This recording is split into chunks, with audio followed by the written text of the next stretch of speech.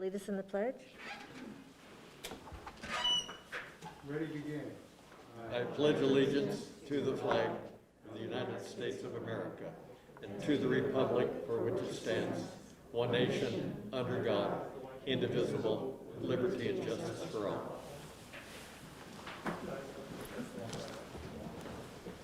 We welcome those who are here for purposes of addressing the board at the proper time and in the order of their request. If you wish to speak during the meeting, please fill out a form indicating your name and the agenda item you wish to address. You may also make a request to give testimony on an item not listed for discussion today. However, full discussion on any items not listed on the agenda will have to be delayed until such a time as the item can be publicly posted in advance as a regular agenda item. If you wish to ask questions, please address them to the chair and not to individual members of the board or to the staff. The board has been meeting in closed session regarding matters listed on today's closed session agenda and wishes to report that in closed session today, the board voted to approve a settlement agreement and mutual release in case number 20STC-V01637 with a building contractor. The agreement provides for certain payments, a mutual release, and reservation of rights. The vote was 5-0 with all members present and participating in the vote to approve.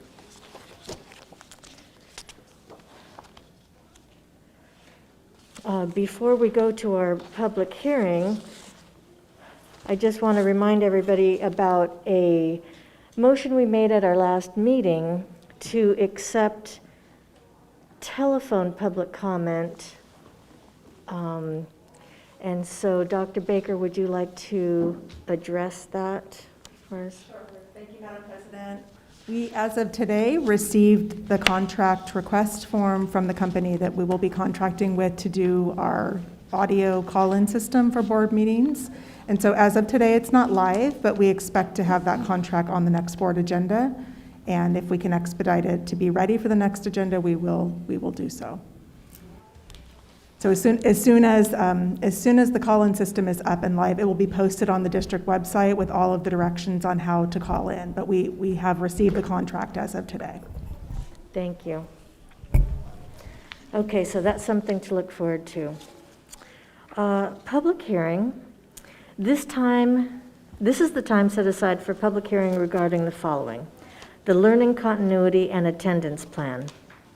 And we have people here in person to speak to this, and we also have public comments submitted online. So we will start with our speakers. We'll start with Tonya Reyes Uranga.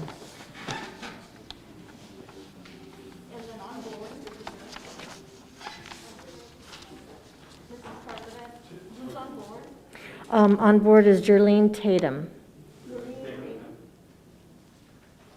Oh, Jerlene Tatum.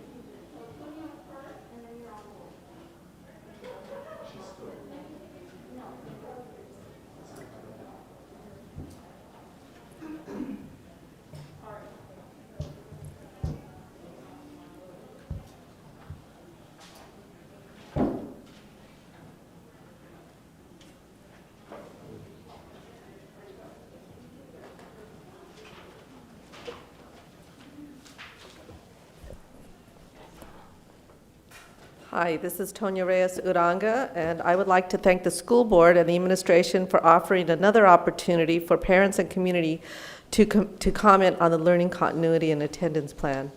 This will allow us to take another look at the progress made and the ideas that were incorporated since the last hearing 2 weeks ago. I am still concerned that the access to devices and connectivity section still does not provide any ability for parents of high school students to be able, of high need students to be able to access one-on-one tech support for their individual needs in a language appropriate setting. And while I appreciate the hard work it must have been taken for the district to identify the families and students that are lacking devices and or connectivity, we still don't know if it's a large or small number, as it appears that the nonprofit that was mentioned in the plan does not appear to have the capacity to serve students and families on a large-scale basis, given their past history. And while there are still some gaps in the pupil learning loss section, it looks like early assessments and summer school are the only options for English language learners, which can be problematic to a community that sometimes or oftentimes leave the country during summer months. Is tutoring, mentoring, and school enrichment opportunities to address learning loss still available, or also available to the English language learners as well? The Pupil and Family Engagement and Outreach section still contains the Punitive School Attendance Review Board, SARB, that the community objected to in the last meeting. The plan states that, quote, efforts to engage families will be initiated as early as possible. All formally established attendance procedures for SART and SARB will be followed. Since I do not know what those procedures are or entail, I assume neither do the parents. I would assume that since the SARB meetings are held at the Long Beach Police Department West Side Station, and the board has the ability to revoke an older youth's driver's license and even be cited by police, it is very punitive. I would hope that this should be looked at from a racial equity lens for excessive referrals. We should be looking at less punitive ways to assist our youth, especially in these unprecedented times. It also does not say anywhere that the SARB reviews will be held in the parent's home language, or the interpreters, or that interpreters will be made available, or that parents can and should take an advocate or legal counsel with them. This has been a historical problem with SARB. The section entitled Increased or Improved Services for Foster Youth, English Learners and Low-Income Students is still listed as pending, and therefore I'm unable to comment on this very important section. But I do want to thank staff for all their hard work on this plan, and I look forward to a completed plan that addresses the needs of all our parents. Thank you. Thank you. After Jerlene, we have Mariela.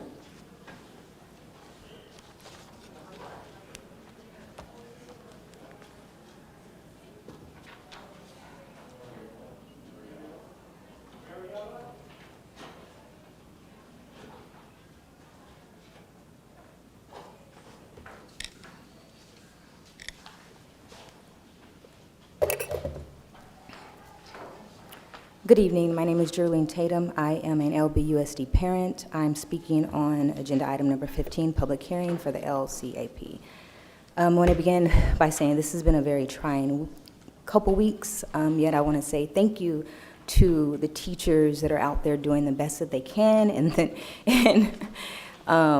I specifically, as challenging as this has been, to hear my first graders teacher sing to her class, it has been inspiring. Yet, I want to say in regard to the LCAP, it is encouraging that the district has laid out a timeline for stakeholder engagement efforts throughout November, which includes the forum, sessions with parents, committees, student-led town halls. However, it's very concerning that the forums are limited to 100 people. As you probably have noticed by now, there's a lot of us that have something to say. Also, there's no targeted outreach for Black and brown parents in this limited number of spaces. Although there are those of us in the community that are reaching out to our Black and brown communities, making sure that they sign up. A concrete way to commit to an ongoing stakeholder engagement is to create a structure of multi-stakeholders. to create something that is independent of the Superintendent's Advisory Committee. One that would take a focus, laser focus, to include Black parents, low-income families, families of color, parents of English learners, and other families that lack equitable access to the decision-making process. Our voices are still not being heard. Parent engagement is one of the most important things in all of this, because without us, none of you would be here. Without our children, not a single person in this room would be here. Had parent engagement been on the forefront of all of this, there wouldn't be bi-weekly protests of parents that have different needs that they want met and different desires.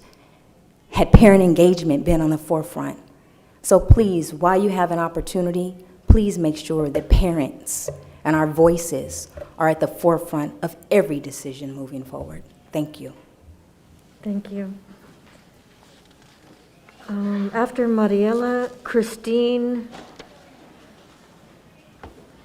I can't read the last name.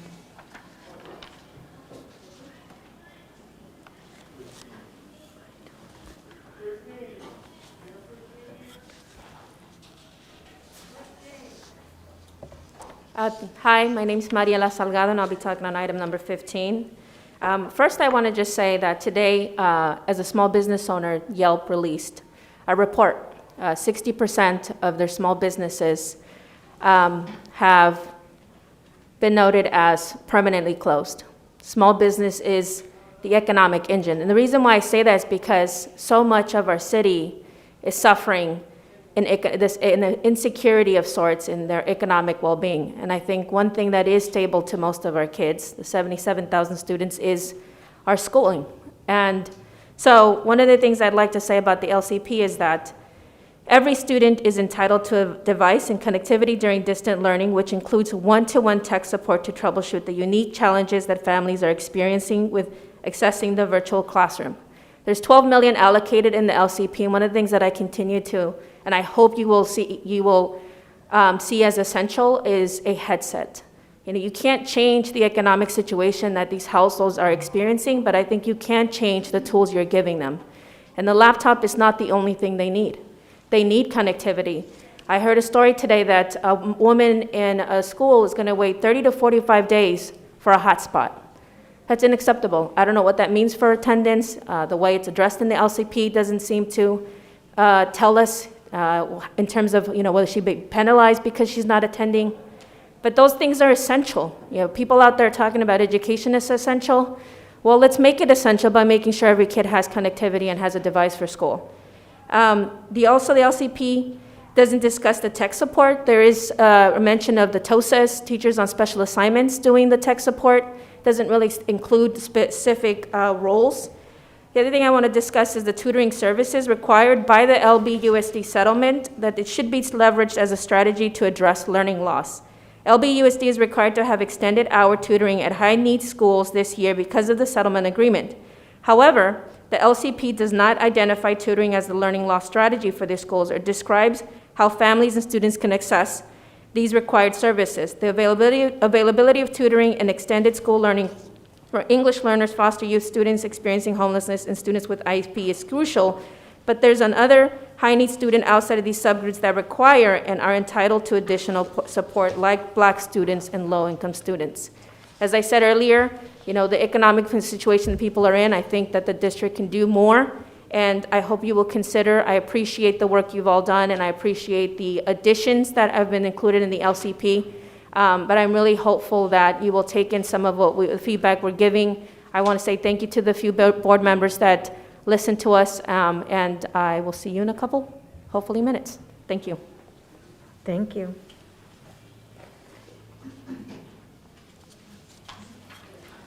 After Christine, we have Luciana.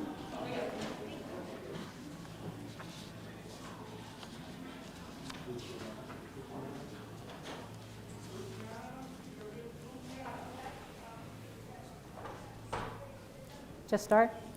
Yes. Hi, my name is Christine Ezro, and I have a sixth grader at Tincher Preparatory School. We love our teachers, they're doing a great job.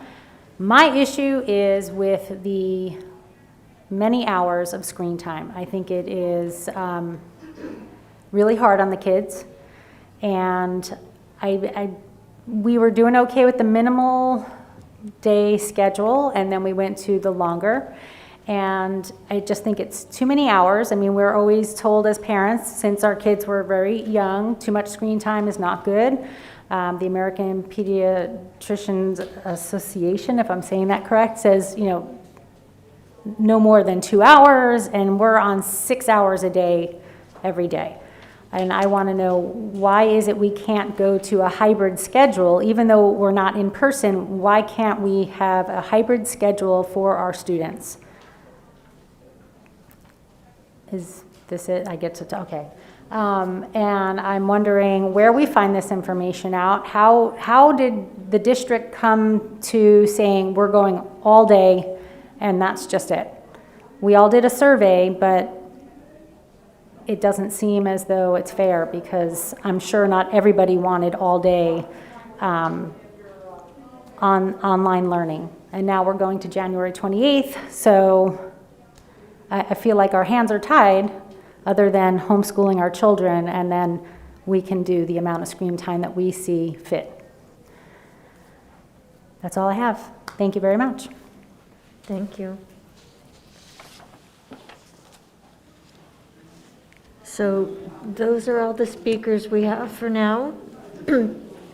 And we have 4 people who submitted on, oh, we have one more?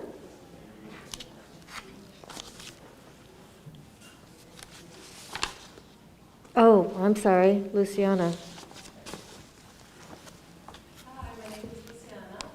I'm just going to speak from my heart. I have 2 girls, 6th grader and 1st grader. And it's been so hard, the hardest thing ever I can do, because I'm from Brazil. And my 6th grader didn't want to go to the end today because such a long day until 9 to 3 online. And my 1st grader started crying. I can do nothing, so have a break and come back. And the teacher got to pay attention to 32 students. And the students talk at the same time, so it's hard to the teacher. It's been hard for everybody.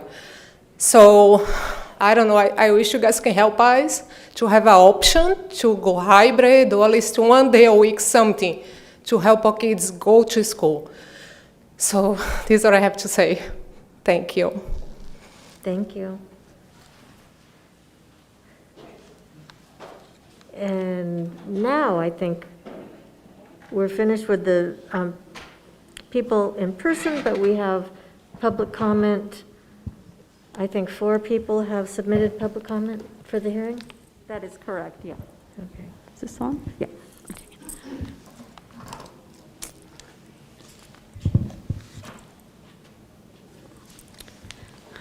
Good afternoon, Superintendent and board members. I am Marta Cota de Latinos in Action, nonprofit organization.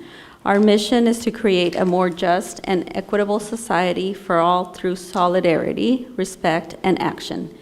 As an organization, we're very concerned about so many calls that we receive from frustrated families seeking help from a district employee. For them, it is difficult to listen to just a video or fill out a survey. They want answers to their questions from an employee directly. We have been reviewing to see that the LCP does not describe family engagement using multilingual communication with families who do not speak English. Although surveys, videos, and other resources are available in English, Spanish, and Khmer, there is no mention of a live person who is able to communicate with families in their language of choice and troubleshoot problems. If these multilingual staff resources are available and will be deployed, that should be included in the LCP. Also, outreach plans should include a staffing structure that allows for follow-up and reassessment of communication strategies in language when response rates are low, and includes home visits to engage families who are harder to reach with appropriate staff who are trusted by families and can speak with them in their language. Many families need one-on-one help to successfully connect to learning platforms. Remember, if we really want parent involvement, then there must be communication and collaboration between parents, educators, for us to achieve student success. Thank you, Martha Cota.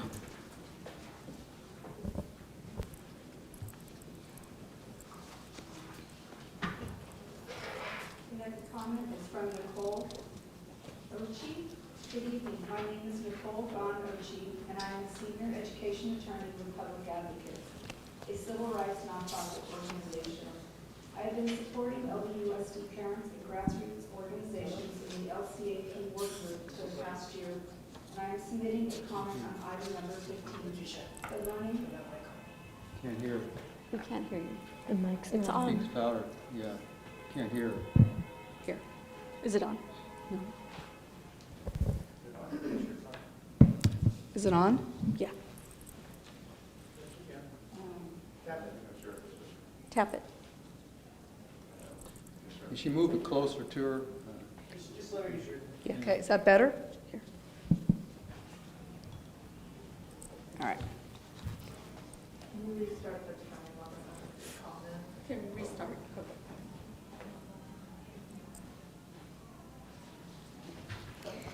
Okay, good evening. My name is Nicole Gon Ochi, and I'm a senior education attorney with Public Advocates, a civil rights nonprofit organization. I have been supporting LBUSD parents and grassroots organizations in the LCAP work group for the past year, and I am submitting a comment on item number 15, the Learning Continuity Plan public hearing. As an initial matter, I would like to appreciate LBUSD staff for providing much more detail in its most recent draft of the LCP and for responding to some of the concerns outlined in the letter that our group sent on September 2nd. I would like to share some remaining concerns about the LCP related to student and parent engagement. First, the LCP still identifies SARB as a Tier 3 intervention when students miss multiple days of class. Although LBUSD states that it has a model SARB that is focused on removing barriers, the reality is that the LBUSD SARB meets during non-COVID times at a Long Beach Police Department station, has the ability to transfer a student to an alternative school or program, and connect students and families with probation, police, and children's services.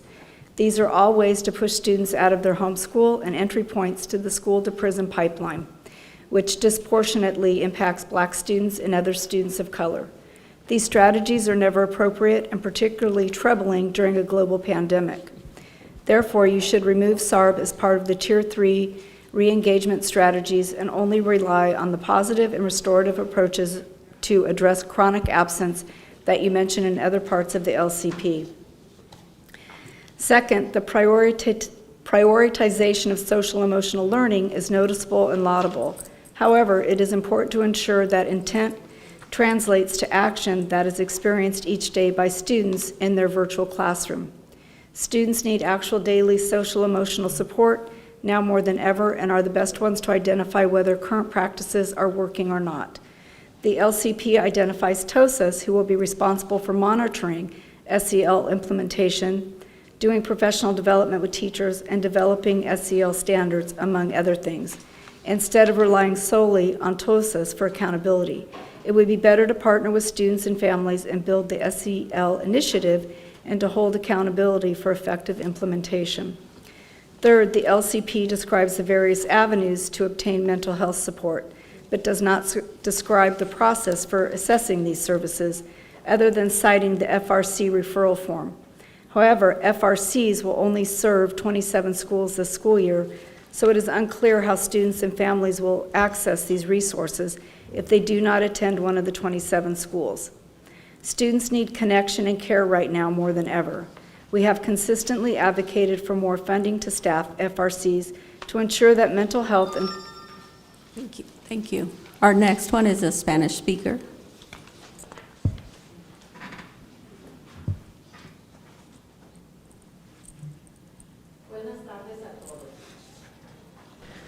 Mi nombre es Jesús Guerrero, miembro de Latinos in Action y padre de 2 estudiantes. Mi comentario es para asunto número 15.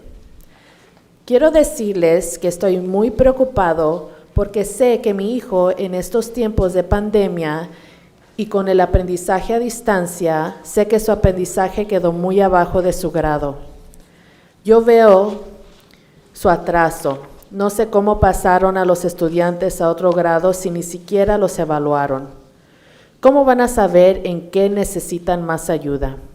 Para mí es muy difícil, trabajo hasta 10 horas diarias y cuando llego le pregunto ¿cómo fue tu día? Y cuando me dice, es porque no entendió la clase y es muy frustrante. Pienso cómo van a evaluar el aprendizaje en las mismas maneras que utilizaron en un año regular. Este tiempo no es un tiempo normal, regular. Es una época única y diferente. Por eso el distrito debería hacer más para comprender cómo todos los estudiantes han experimentado algunas pérdidas de aprendizaje y cómo esta pérdida ha sido mucho mayor para los estudiantes con grandes necesidades. Nuestro distrito tiene datos poderosos que pueden aprovechar para compartir información con los padres y la comunidad sobre la pérdida de aprendizaje en la comunidad de LBUSD. Me importa la equidad y quiero ser parte de la solución para recuperarme equitativamente de COVID-19. Para hacerlo necesito comprender cómo COVID ha impactado de manera desproporcionada a los miembros de nuestra comunidad. Así que haga que esta información sea accesible al público. Gracias, Jesús Guerrero. Good afternoon, everyone. My name is Jesus Guerrero, member of Latinos in Action and parent of 2 students. My comment is about item number 15. I want to express to you all that I am very concerned because I know that my son, during these times of pandemic and with distance learning, his learning ended up below grade level. I see his delay. I do not know how the students were moved to another grade if you did not even assess them. How will you know where they need more help? It is very difficult for me. I work up to 10 hours daily, and when I return, I ask him, "How was your day?" And when he responds, it is because he did not understand the class, and it is very frustrating. I wonder, how will you assess the learning in the same manner that was utilized in regular year? This time is not normal, regular. This is a unique and different time. And this is why the district should do more to comprehend how all students have experienced some form of learning loss and how that loss has been much higher for students with great needs. Our district has powerful data to take advantage of to share information with parents in the community regarding learning loss in the LBUSD community. Equity is important to me, and I want to be a part of the solution to recover equally from COVID-19. To do so, I need to comprehend how COVID has disproportionately affected the members of our community. So let this information be available to the public. Thank you, Jesus Guerrero.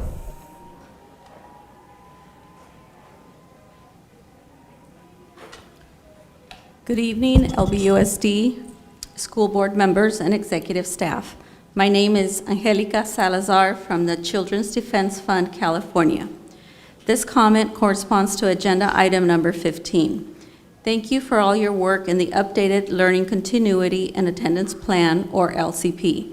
It is clear that a lot of information was added in very thoughtful ways. We are especially thankful for the provision of cost by line item.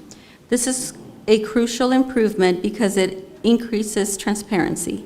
I urge you to make the following amendments in the final LCP based on a set of recommendations drafted with parents. Number 1, ensure every student have access to a device and to connectivity during distance learning, which includes one-to-one tech support to troubleshoot the unique challenges that families are experiencing with accessing the virtual classroom. We see a commitment in the LCP to providing technology, and page 31 of the LCP contains an explanation of where to go for tech support.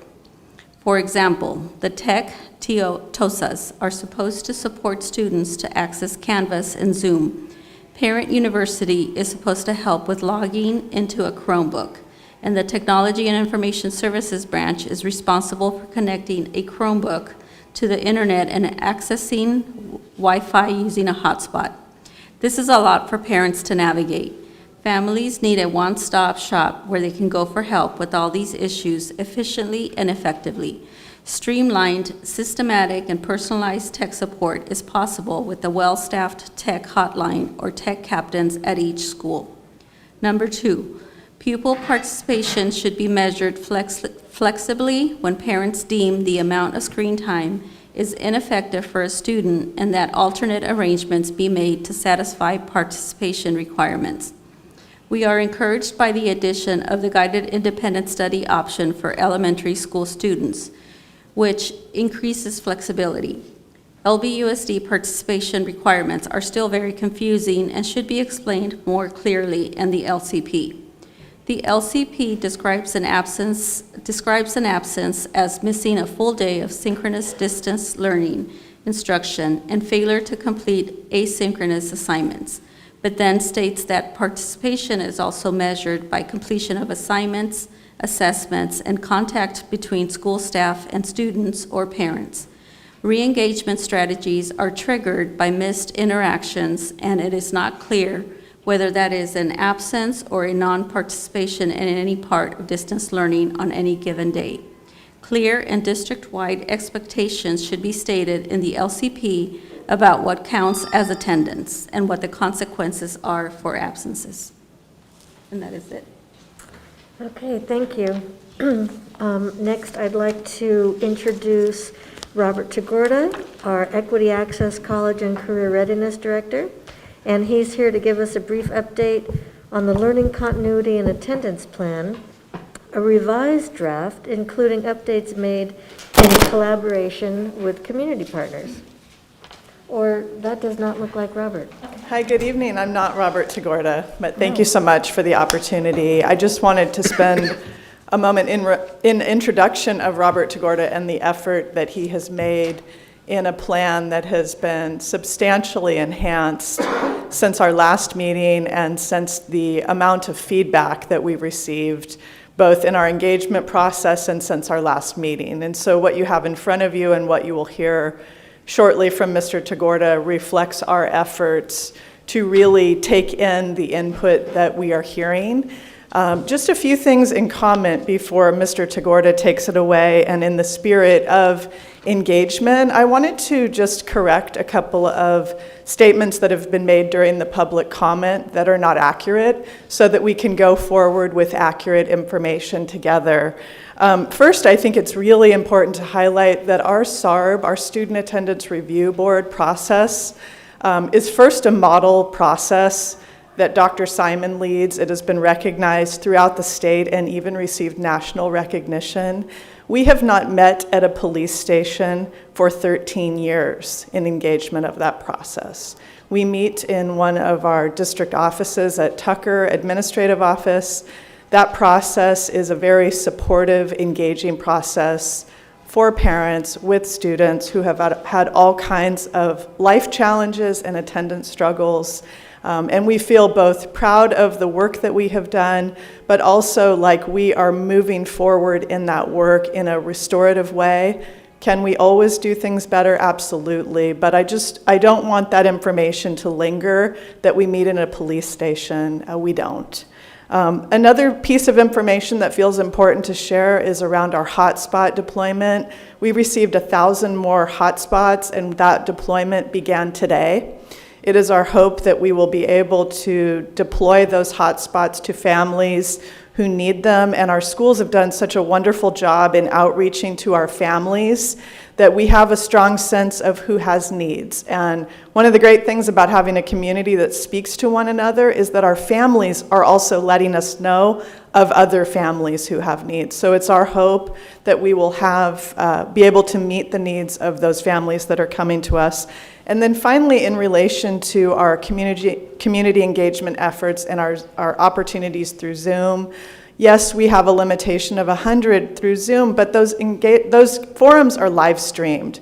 And through the live stream, we're able to accept comments that really allow for unlimited access. So I want to put that forward as I introduce Mr. Tagorda and just highlight a few of the ways that we are really working hard to continue to have an engagement process, which to us means an ongoing dialogue back and forth. So thank you, Mr. Tagorda. Thank you, Dr. Brown.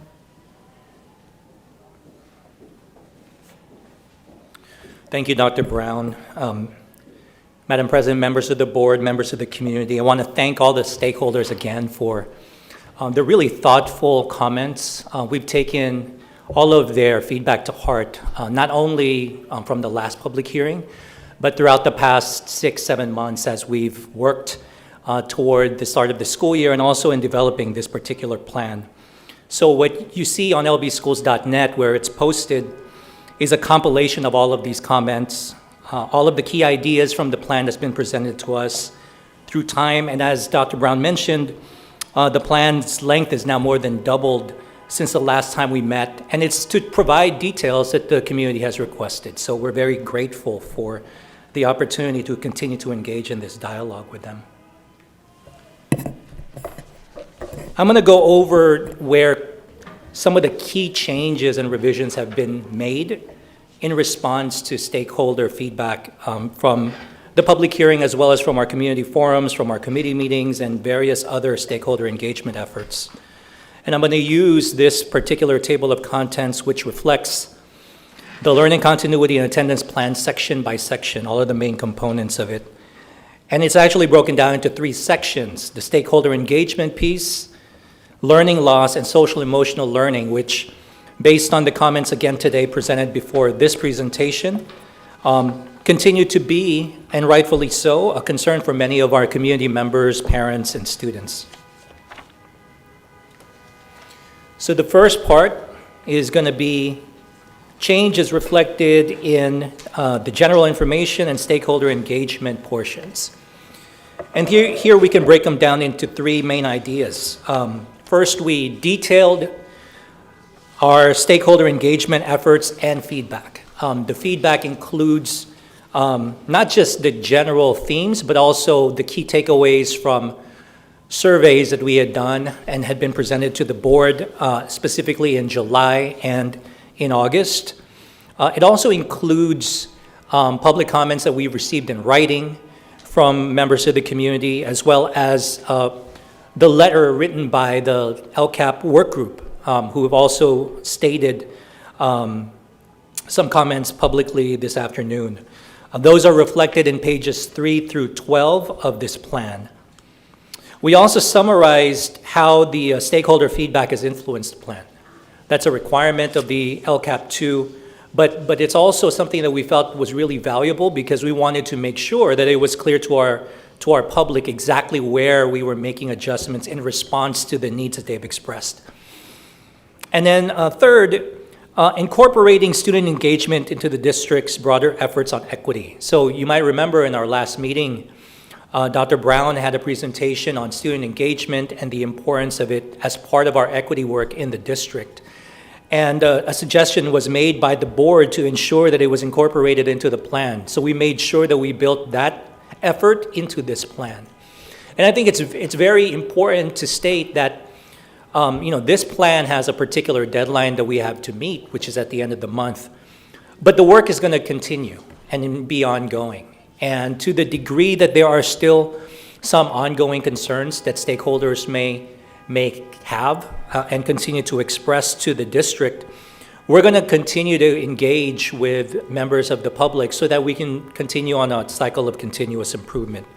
So it doesn't close the dialogue that we have with members of the public. In fact, it's going to continue to move forward and be enhanced by work that we're going to specifically do with students. So that's detailed in the plan as well. The second part of revisions concerns academic support, and specifically this area around learning loss. And you'll see those highlighted in sections on continuity of learning, pupil and family engagement and outreach, additional actions and increased or improved services for foster youth, English learners, and low-income students. Those are the required sections of the learning continuity plan, but of course we've gone even beyond that especially as it relates to increase or improve services for foster youth, English learners, and low-income students. We also talk about students experiencing homelessness, students who have had other struggles, migrant ed students, special education students, etc. In this portion of the plan, we detail district efforts to ensure access and connectivity. Dr. Brown mentioned the issue of hotspots. We also detail our efforts around Chromebooks and also paint a picture for the public as to the cross-departmental collaboration that enables us to support our parents. So that was one of the key feedbacks that was provided today, perhaps having a central location by which to direct technology-related issues. Naturally, the school is the most important player in all of this. And from the school, parents can be directed to the appropriate departments as necessary. It could be to Parent University if it's issues related to Chromebooks or clearing the cache of a browser. It could be directed to technical support, the help desk if it's related to a specific hardware issue or a Chromebook. It could be directed to a member of the Canvas learning management system if it's related to that piece of it. The idea being that while parents and members of the community have their schools to turn to, there is also a wider and broader support system that we are employing to ensure that all families are connected and have access. And even to go beyond that, that they are able to utilize these tools to the best of their ability to support the educational experiences of their children at home. Secondly, we describe in greater detail the assessments and other data that's to be used in measuring learning loss. This is an issue that's going to be a challenge throughout the state in terms of really understanding the dynamics of how students are perhaps struggling during this time of the pandemic. But what we've done in this section is detail the various ways that we hope to try to address this particular issue, tapping into research, best practices, and other areas to try to bring those to bear. And then lastly, we detailed a multi-tiered re-engagement process and other supports for students and their families. Dr. Brown talked about the SARB part of it, which is a small component of a much larger re-engagement system that the district has devised to try to support families. It's intended to be supportive and not punitive. I think that's a really important comment to make, and we share that comment that's been presented to the district by various stakeholder groups. We want to make sure that there's live person contact, especially when students are disengaged or maybe missing from classes or from engaging with their teachers. We also wanted to make sure that we describe our protocols for home visits. So that part is included in this section of the plan. And I want to thank, again, all the various departments who have contributed to ensuring that we provided these details because they've done so much work to try to get this section to address the needs of our stakeholders. This is also the area where we discuss tutoring services and other supports that students may receive academically, including those that may relate to the Local Control and Accountability Plan settlement agreement. Now lastly, the area around social emotional learning. I'm very grateful to members of the community for acknowledging the tremendous amount of work that Dr. Simon and her team have been putting forward in this initiative. We detail what the district strategy is as of the moment for social emotional learning and their deployment throughout the entire school system, including day-to-day interactions between students and teachers. We also specifically detail family resource centers and social emotional learning supports that are to become critical components of the work that we do in the district in tandem with the academic work that students are expected to perform. And we also made a point of describing resources and partnerships related to social emotional learning and mental health, including our school-based mental health collaborative, partnerships with Californians for Justice, the California Conference for Equality and Justice. We're currently in conversation right now with Latinos in Action to create a special parent event that addresses mental health. That's a big consideration for members of that community, and we wanted to make sure that we're addressing those particular needs. So this is a place we think is going to continue to be a very fruitful part of the work that we do in the district this upcoming school year, and we continue to thank and welcome other comments that will allow us to move this initiative forward. In conclusion, I wanted to point out to members of the community where they can access the current draft of the Learning Continuity and Attendance Plan. It's on lbschools.net under Local Control. You can find that button right in the middle of that webpage. It's accessible in English, Spanish, and Khmer. And there is a section in there where we invite continued public comment on matters related to the Learning Continuity and Attendance Plan, so that before the board votes on it, we can continue to incorporate feedback. That button is located on that website. And we also have a phone number there for a hotline in case anyone wants to call in a comment instead, and they can leave a message in their preferred language so that we can incorporate their ideas that way too. Thank you. Thank you, Robert. Do we have any questions for him?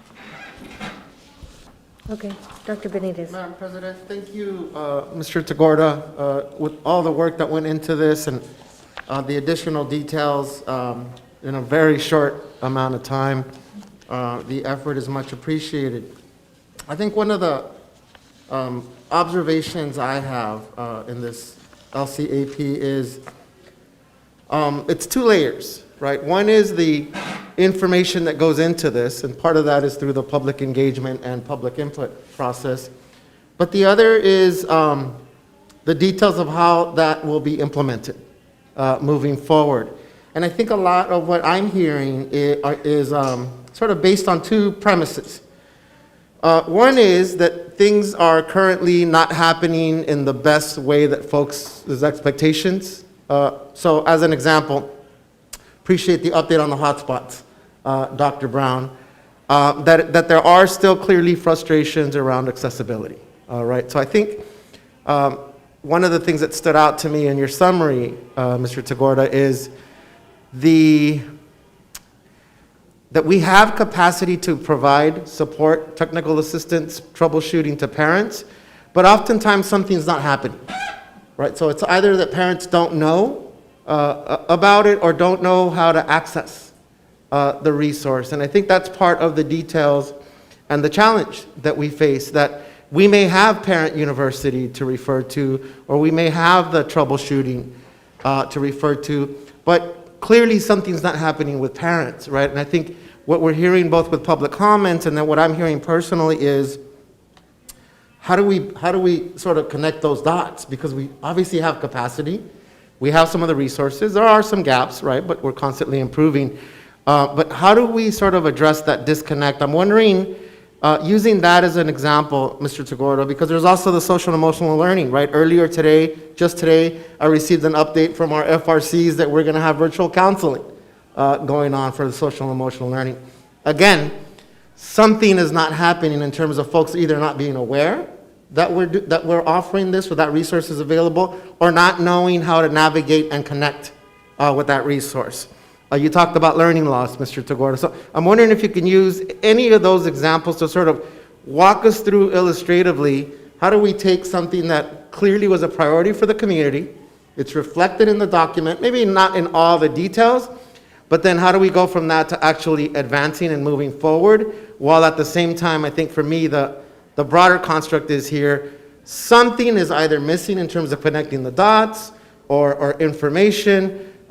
Just your thoughts on that, and I appreciate hearing from anyone else in our executive team. Again, just the moving forward part, right? I think what you've highlighted, Dr. Benitez, is a really critical one in terms of the gap between a plan and implementation. There is a gap that needs to be bridged there. As with any plan, we need to make sure that the execution of that plan is followed with fidelity to the plan or adjusted accordingly based on feedback.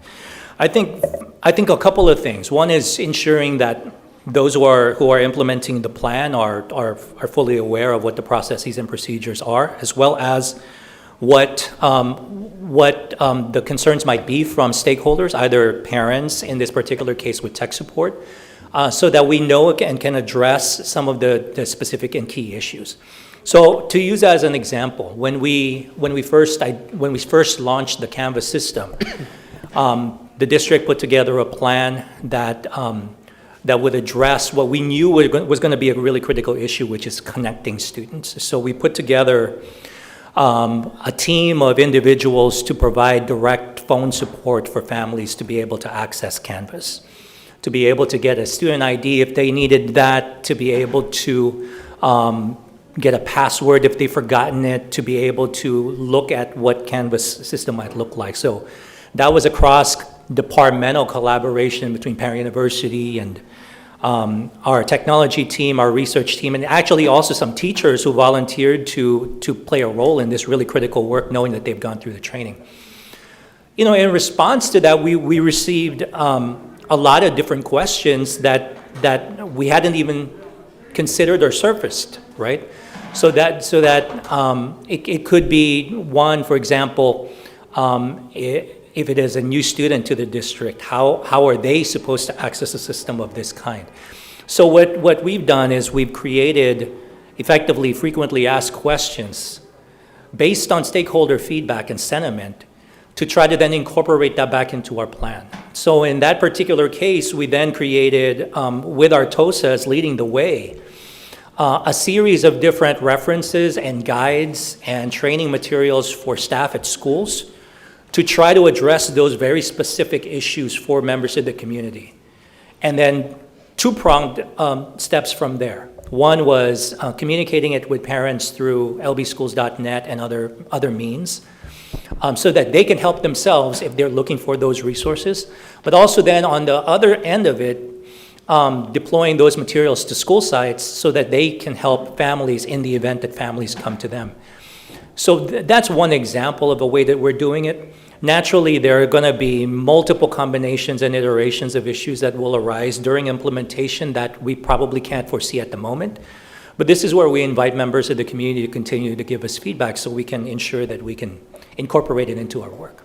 Thank you. And Dr. Baker, I know we're going to get to this in one of our other agenda items, but I think it's also important to keep redirecting folks to the school site, right? And I know we'll speak to it, but I'll plug it now and preview it in case anyone wants to sort of speak to that as well. I was going to add, Yeah.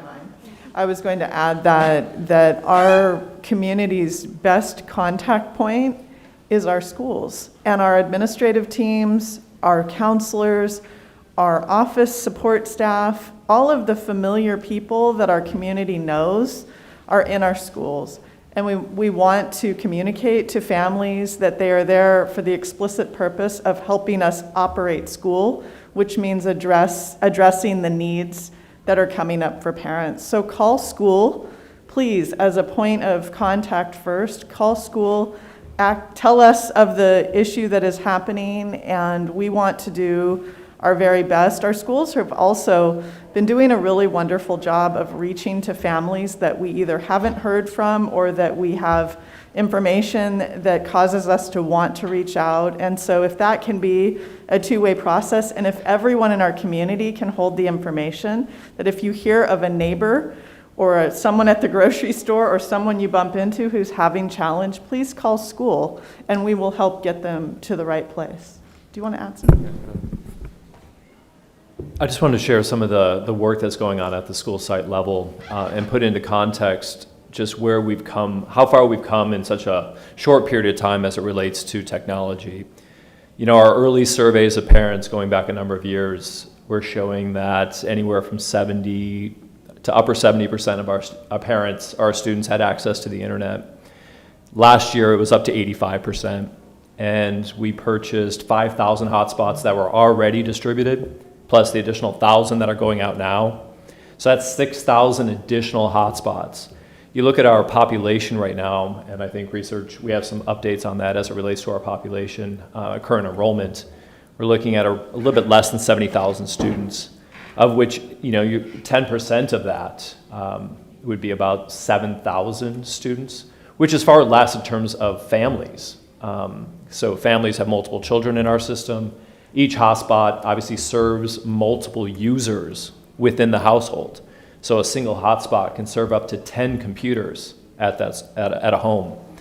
And I look at the efforts that schools have put into actually reaching out to families. So I was just at Hamilton this past week, and they do a 10 to 12 o'clock every single day for families to bring their computers if they're having trouble, bring their hotspots, and they are able to service them on site. Because the complexity of the problem requires a lot of questions. Is it a Zoom issue? Is it a Canvas issue? Is it a hotspot issue? Is it a technical issue with the computer? Is it a program? So there's just a lot of delving into the conversations. And personally, I've helped parents, within our office, and you'll take 45 minutes just to get to the root of the problem. And that's where the complexity lies, and having not just technical support, but knowledge of all the applications that we use within our system. That requires just a lot of back and forth communication. And doing that over the phone is especially challenging when you're describing what it is you're looking at, to describe for me what you're seeing within this experience. And just know that that locus of control that Dr. Brown was referring to in terms of that epicenter of the community, our schools, is really the best place to address that. And we supplement through our conversations, but really that's where the connection is for parents to their local school and the support that we can provide. And I just want to, like I said, recognize just all the work that our schools are doing to really help troubleshoot with parents. And we're hoping that this additional infusion of additional hotspots will really help close that final gap of any parents that are struggling with that access and that need. And I know that we've greatly expanded our hotspot access as well.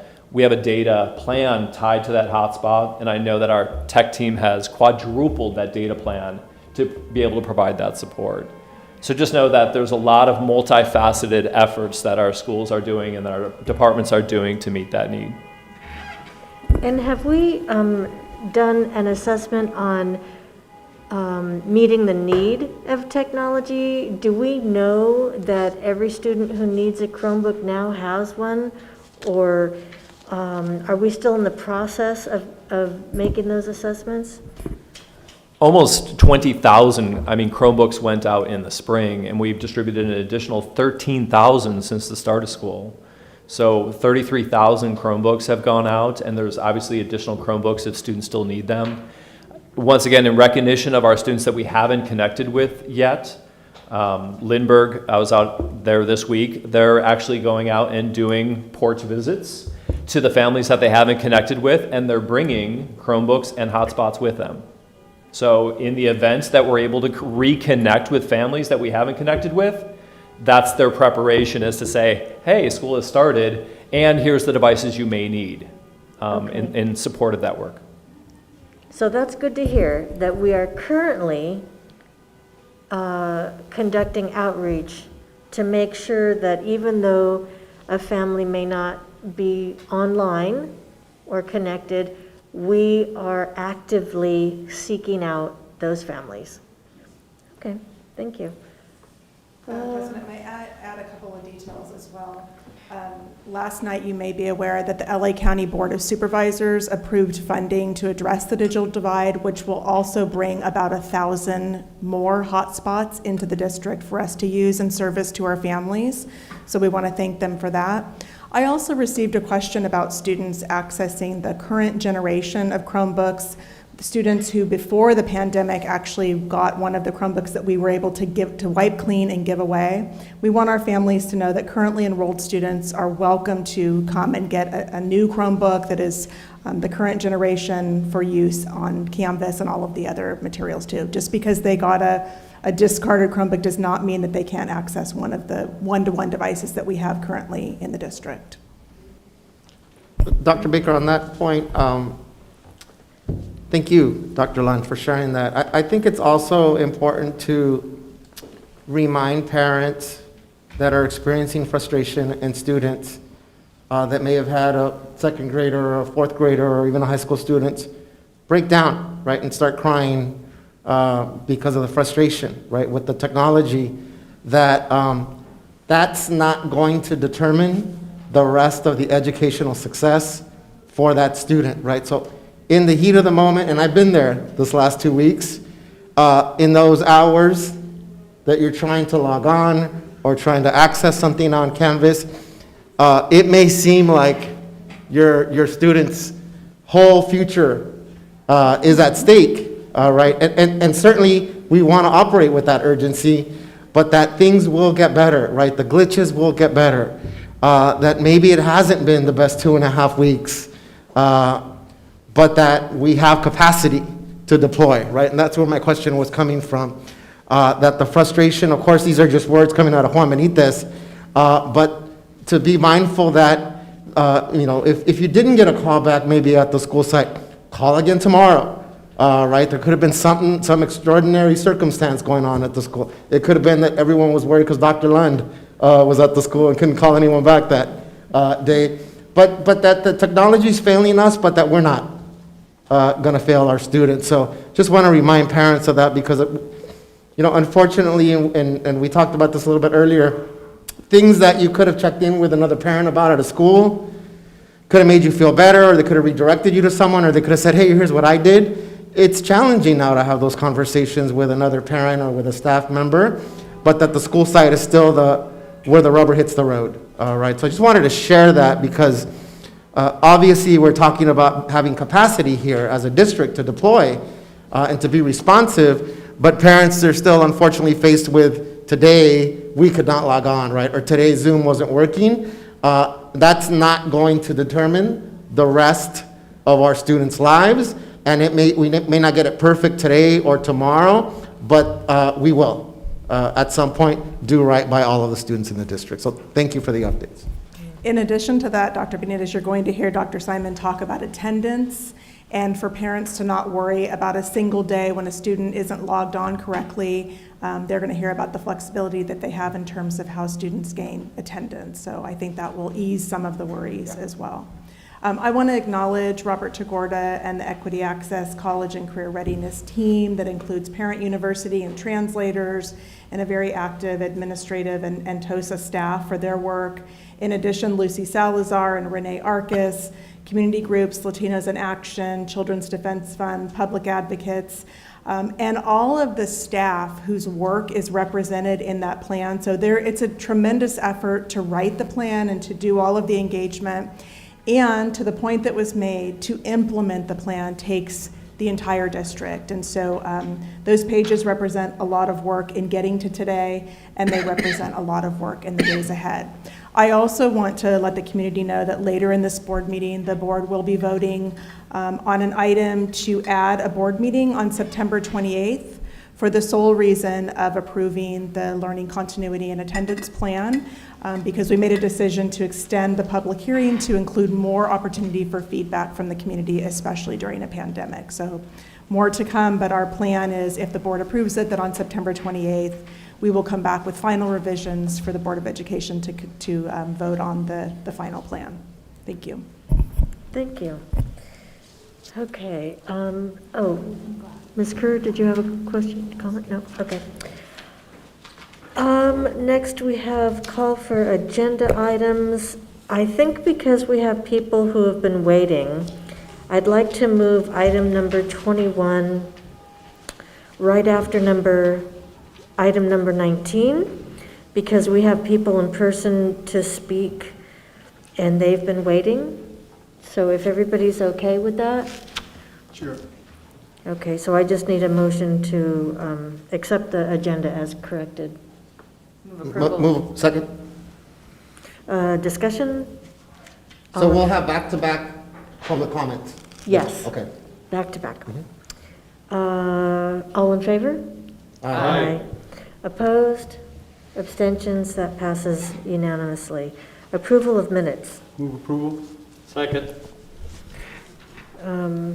Discussion? All in favor? Aye. Opposed? Abstention? Passes unanimously. Communications, we have none. So we will go to Quick question on communications, Madam Chair. Yes. I so apologize if I missed this, but I was so keyed in on the public hearing. Will we be getting an update today I'm having a deja vu moment here, on the voicemail. Oh, the telephone thing, that Yeah. happened at the top of the meeting. Can you and- remind me, Madam Yes, President? I will remind you. We are in the process of completing that contract. That's what Dr. Baker gave us an update. Yes. Never mind. Yes, I was having a moment, Madam President. you're allowed. You're allowed. Thank you. Okay, so, public testimony on items listed on the agenda. We have 5 people here in person. We will take them first, and then we have online comment to round out that half hour. The first person is Brenda Dernan, and after Brenda, we have Peter, and I can't read his writing.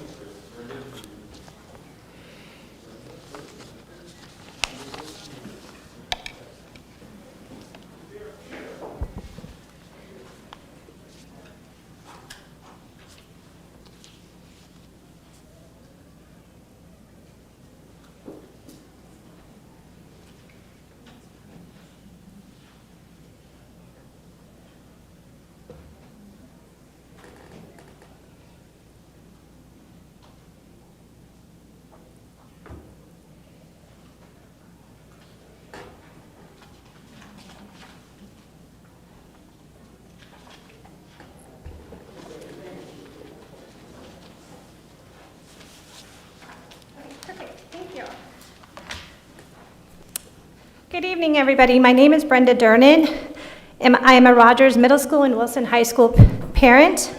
I'm commenting on item agenda number 20, the school opening update. Being out there at that protest is completely out of my comfort zone. It's not something that I wanted to do, but it's something that I felt I needed to do. I don't like confrontation. I've been a PTA president for 5 years, and I've had to deal with quite a few uncomfortable moments. And in my 10 years of teaching, I had quite a few confrontations with parents. But if you truly know me, you know my biggest passion is the education of our youth, and I don't back down when it comes to advocating for them. Both of my children are really going to be okay during this distance learning. I'm actually truly very fortunate to be able to have the means to create learning pods, which I've done. I've hired tutors, I can get them counseling, and I've even had the thought to even move them to private school. But tonight, I'm not here about my kids. I'm here to advocate for all of those kids that will not be okay. They are silently suffering in their homes with no one there to help. They are sitting there crying when their hotspots don't work, and all they want to be is they're listening to their teachers. They are the ones with their cameras off because all of their peers do, and I've noticed that with a lot of the high school kids, while all they want is to turn on those cameras and see those friends that they so desperately need and haven't seen in months. They are the ones who really, truly need to be back in school the moment our county allows for it. They cannot wait for a vaccine. COVID-19 is probably going to be here for the rest of our lives. They cannot be alone until January 28, the date projected by our district. They need you, our district and board members, to do everything in your power to bring them back the moment our county allows for it. They truly need to be back in school.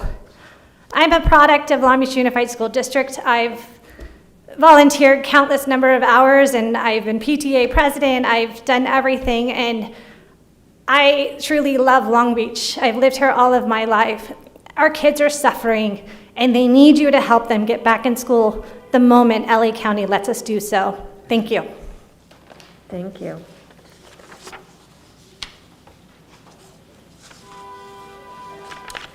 After Peter, we have Jocelyn. Jocelyn?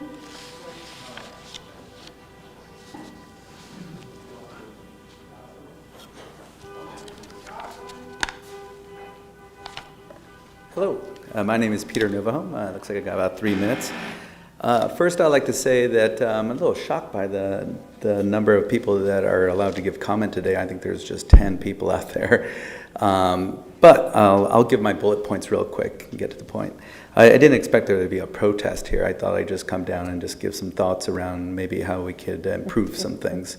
I think the decision to stay closed till the next year is probably a good call. It's going to be difficult for everybody, but the science is pretty clear. I think you guys are leading some unpopular decisions, and that's going to be challenging. But you can make some improvements along the way. I believe that the 5 to 6 hours for children that are in elementary can be a little tough. And I believe that there's a lot of examples out there across the United States where there's maybe for elementary level more like a 3-hour to 4-hour day with a 1-hour break for lunch in between. I think that would vastly improve the experience for some of the children. I think the Chromebooks out there, maybe the resolution's a little difficult and the screens are a little too small, so there probably see some challenges out there with children with straining their eyes for that long and getting headaches and whatnot. Don't have an easy solution for that. It doesn't require millions and millions of dollars. But for our home, we decided to go ahead and upgrade our computers, and that's helped us out. So I'm sure that you've done a lot of research and have read a lot of studies on just how much screen time can impact people. So I think reducing it, if we're going to go till January, it would be helpful. I know there's a lot of people that just want to open up and believe in herd immunity. That's probably not the wisest thing just right now, but I would love to see our kids eventually get out there and start recreating with each other, but I think we're far from that right now. So once again, my wife also sent me with some bullet points, so I'll share those with her. I think she's also looking for some consistency. I have a second grader and a fifth grader, and I get to be in the living room and I get to hear the two classes going on and some of the challenges that you see in maybe education. You can hear the differences in the tone and approach. I think there needs to be additional training for teachers around how to project encouragement, support, and tone so the child can stay engaged. Psychologically, it's really difficult for a teacher to project that, having a room of 27 to 30 kids sometimes. So they got a lot on their plates, but that's basically it. I appreciate the time, but I would also recommend getting more feedback. I think there's a lot of people out there that would be willing to give some positive support to what you're trying to do. Thank you. Thank you. After Jocelyn, we have Amber.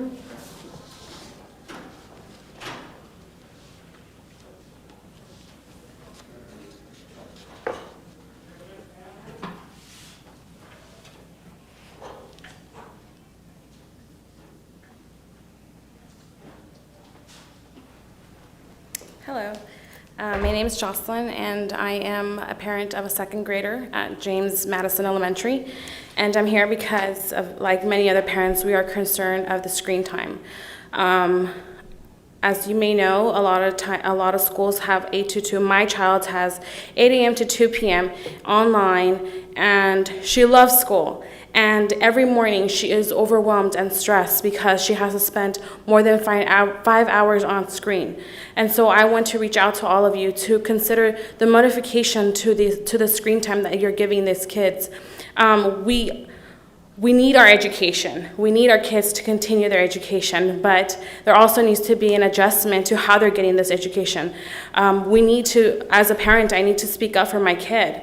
As adults, I work in an office, and I get tired of being 8 hours on a screen. So I can only imagine for a 7-year-old, for elementary kids that are younger, that can be in front of a screen for 5 hours. Also, I speak on behalf of nephews that have autism and are expected the same of every other kid to go through school for those 5 hours or more. And they cannot stay still. They have their special needs.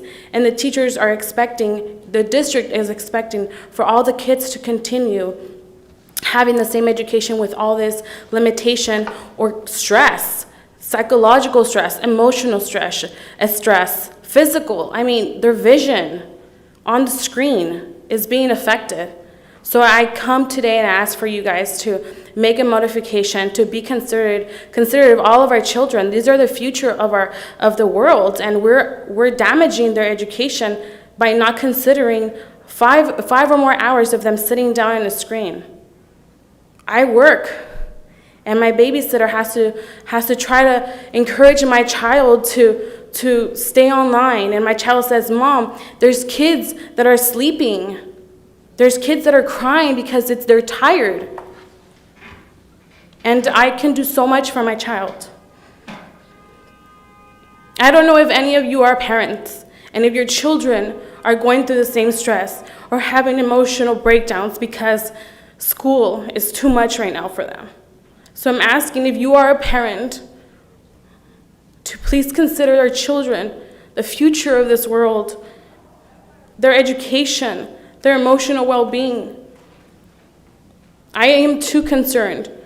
I believe every parent is concerned of keeping their kids' health with this pandemic. But we need for the school to do a better job in providing the education to our kids. Thank you. Thank you. After Amber, we have Michelle.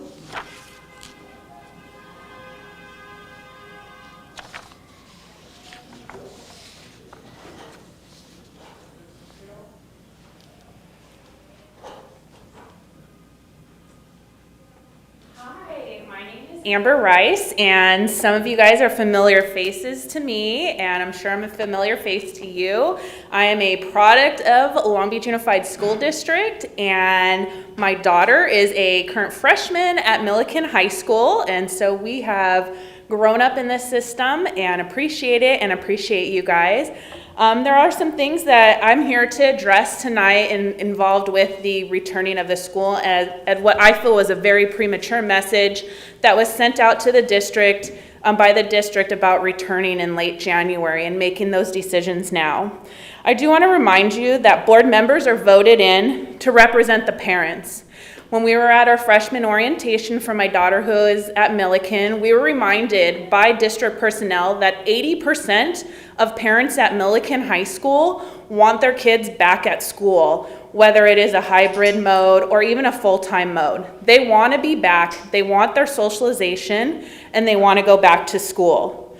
So who's actually opposing the returning? Are they parents, staff, outside influences? Have we even researched this and know this? There's many issues that we know that have affected the online learning and the Zoom learning and all these systems. The mental health issues that are increasing exponentially and the risk of them harm, suicide, depression, anxiety, are just to name a few, are likely greater than the risk of the sensibility of returning to school. Damage to developing brains and visions due to the growing children are unknown at this point, but a huge risk to our kids with the extended screen time. I'm a current student at Cal State Long Beach taking 6 upper division classes, and I spend less time on the computer with my professors than my 9th grade daughter. Let's let that sit in for a second, okay? 6 different classes. I joke with some of my friends that I should be going into the medical field as an eye surgeon because we're all going to need some extra help in future years with all of our screen time exposure. Research does say that there's about 2 hours a day maximum for developing brains. This is something that needs to be thought about, and keeping our kids online long hours during days. I know that there's been some petitions going around about having the minimum day schedule through this whole transition time until they can get back in. And I think those are some options that we need to look at. We need to look at something that's going to be safe and effective, but ultimately the numbers just don't show that we need to sit at home and put our kids in front of a computer and jeopardize them to things that will be more harmful than being back in the classroom with the teachers. I also would like to make a statement about the video message that Jill Baker sent out and predominantly had placed a book in the back of her message. That's your 3 minutes. Okay, thank you. Yeah. We just need to remember where our political views are. Thank you. Thank you. Michelle?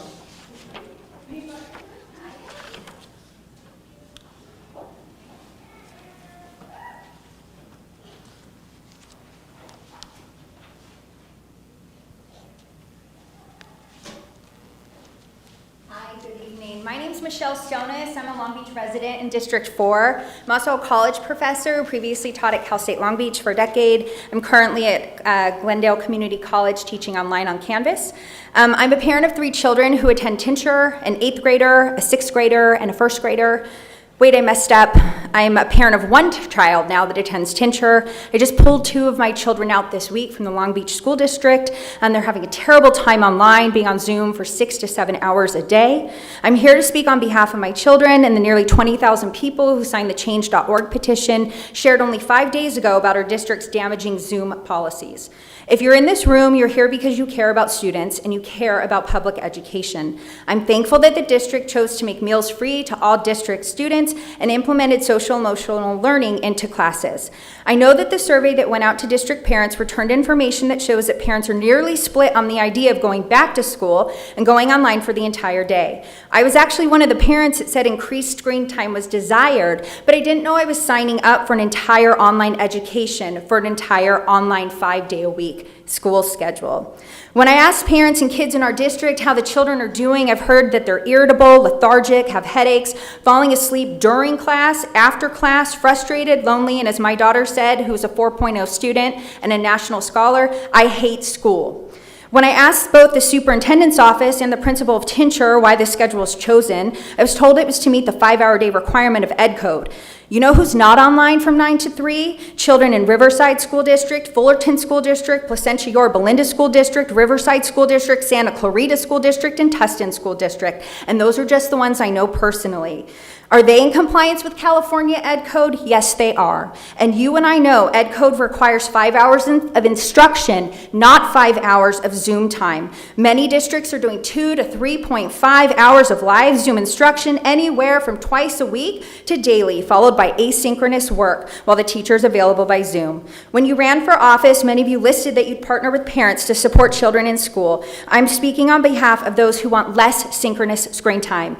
I know you're stuck between trying to please 2 polar opposite sides, but what about meeting in the middle? The district could have adopted a differentiated instruction plan where working parents or those who want their kids online for the full school day could choose that, while other children logged in for only the morning session while they completed asynchronous work. When only one side wins, a lot of our kids lose.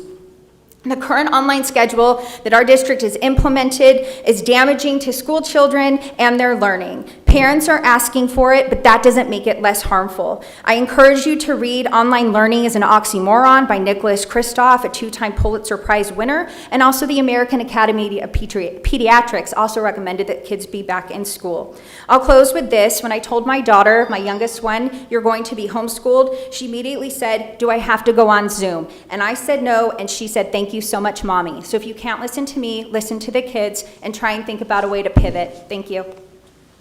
Thank you. Okay, now we have online submissions. Okay, we have done 14 minutes and 30 seconds, so we have roughly 15 more minutes of comments, okay? Dear LBUSD Management and Board of Education, these are usually long meetings, so I'll get to the point. Kindergartners are not able to concentrate learning on laptops. Watching this makes me very upset and is a clear failure to our youngest children. The answer is not to further reduce Zoom instruction time. They need all the catching up they can get at this point. We had a plan to reopen when we met certain criteria. Many have based their whole family life around this. Nothing drastic has changed. There has been no virus spike, just the opposite. We budgeted for 1 to 2 months of childcare at over $1,000 a month per child. We promised our kids if we all pitch in and wear masks, they would be able to go back to school with the teachers and friends they love. Last week, you crushed hundreds of families with a blanket announcement that nobody can go back to school until February. This is not following the science. There is plenty of science saying how much more important getting these little kids back to school is. Benefits way outweigh the risk.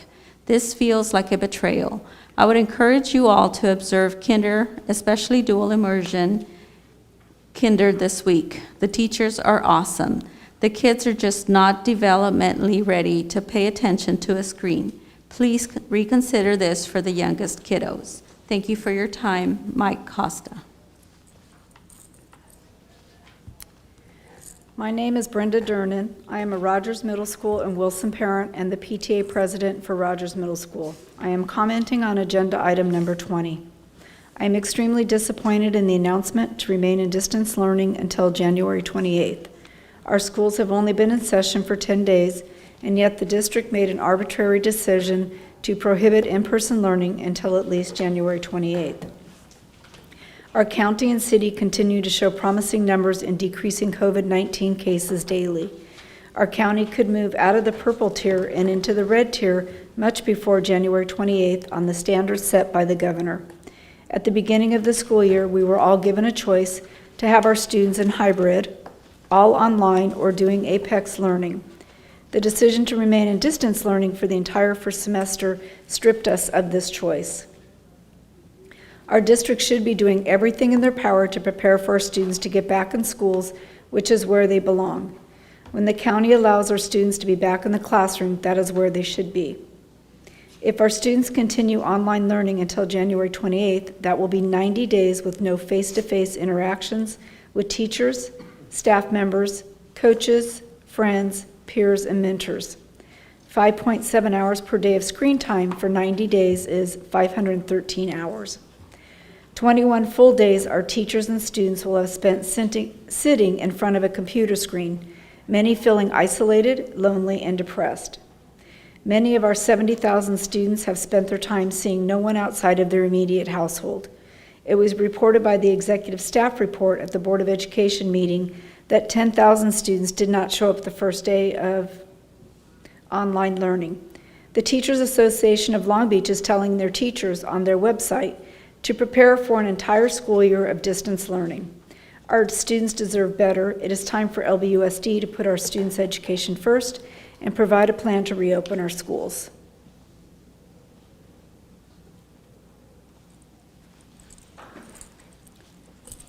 My name is True Jones, and during the July 20th meeting, myself, along with Kate Brown, Nicole Weaver, and Anaya Lewis, presented to you the Diversifier Narrative DON campaign.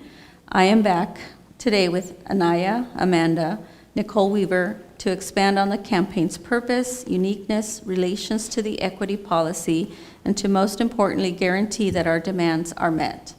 Over 500 students from all over the district have signed the petition to ensure that cultural diversity isn't instilled in our curriculum. With the news of the district ruling in favor of the equity policy, many of us felt our job was done. However, after reviewing the plans for the equity policy, we believe it still lacks some of the demands that we are urging the school board to establish. The gist of DON is to encourage the school board to mandate that a minimum of one book in every English literature and history class be written by a person of color and about a person or people of color's experience. But there is so much more to our campaign that we urge you to incorporate. We are no longer asking, we are demanding change. We were highly encouraged to hear that the equity policy would provide our district with more diverse teachers and curriculum. For those are the basis of the change we want to happen. However, we want you all to understand that we want these changes to be prominent in schools, and we will see fit that you will keep your word in making them happen. As more students realize how beneficial it would be for us to learn from other perspectives, for us to understand the historical struggle of our fellow classmates, and for us to know about our own diverse cultural backgrounds, the DON campaign will continue to expand all over the nation, and we hope this district will play a part in the changes yet to come. Thank you.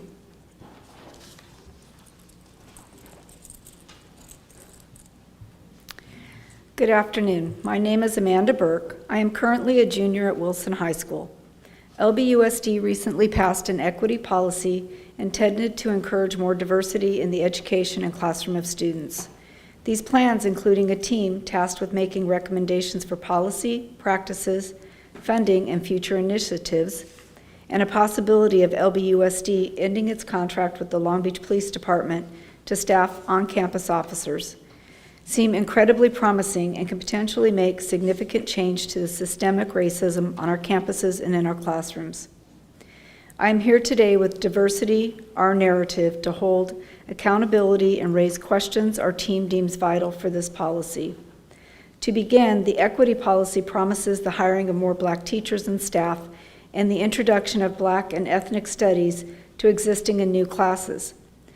These promises are exciting and monumental, but raise questions for our team. When will this equity team be hired, as no team has been constructed thus far? What will the new ratio of Black-white staff look like? Will these Black teachers be paid the same salary, and if not, why? Will more staff and teachers of color be hired, and will the cultures and history of these other teachers and the students of the same race or ethnicity be introduced into our education and curriculum? The promise of change to the systemic racism blatantly present in our education system is an incredible step. However, it holds significant weight that the LBUSD board and the coming equity policy team must be aware and engaged in. This team must be made up of people from diverse backgrounds, races, ethnicities, and cannot be dominated by any race or gender. Specifically, must avoid being predominantly male and or white.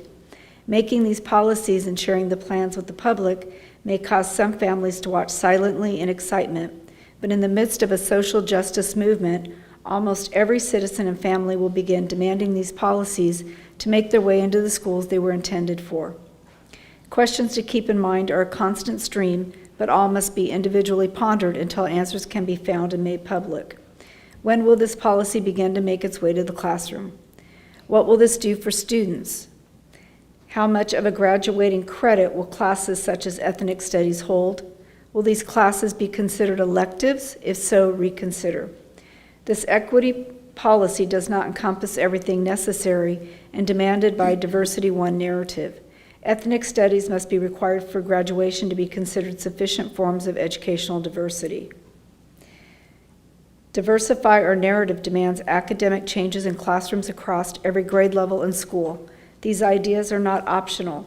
This equity policy team and new idea of a student-led initiative makes way for a great opportunity to implement DON into the LBUSD curriculum.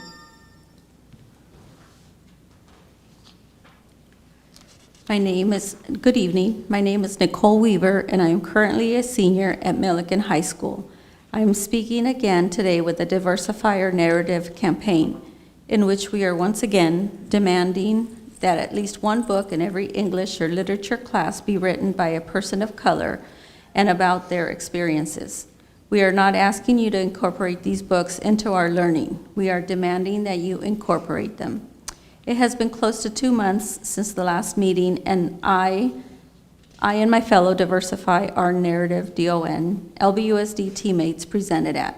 Since that meeting, LBUSD passed an equity policy that would include an equity leadership team that would be tasked with making recommendations for policy, practices, funding, and future initiatives, as well as the possibility of LBUSD ending its contract with the Long Beach Police Department to staff on-campus officers, and an acknowledgement of systemic racism within the district, the hiring of more Black teachers and staff, and the implementation of more ethnic and Black studies curriculum, both as separate classes and in existing classes.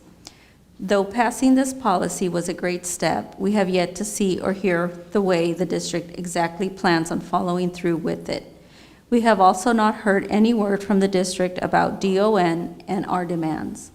We believe DON to be one of the crucial stepping stones on the path to dismantling systemic racism in schools, and we have over 500 students, parents, teachers, and alumni who support and back our campaign. We once again want to point out that as members of the LBUSD Board of Education, you have the power to make decisions that will significantly impact the future students of this district for the better. This issue of systemic racism and social inequality within our schools should be one of the priorities on your list, pandemic or not. In the midst of the social justice movement, when we all are promising to do and be better, why are we avoiding implementing the solutions to the problems we are promising to fix for the better? Implementing these changes should not be something to which we say we'll get there soon. Diversify our narrative is not asking for immediate radical change. We ask that to start, teachers teach at least one book in every English or literature class written by a person of color and about their experiences. We ask that you acknowledge the 500 voices calling to you to help and to do something, hold up our promises. In addition, we have 7 anonymous testimonies to which we were giving permission to share. When you hear them, please hear a voice behind the words and let their words sink in.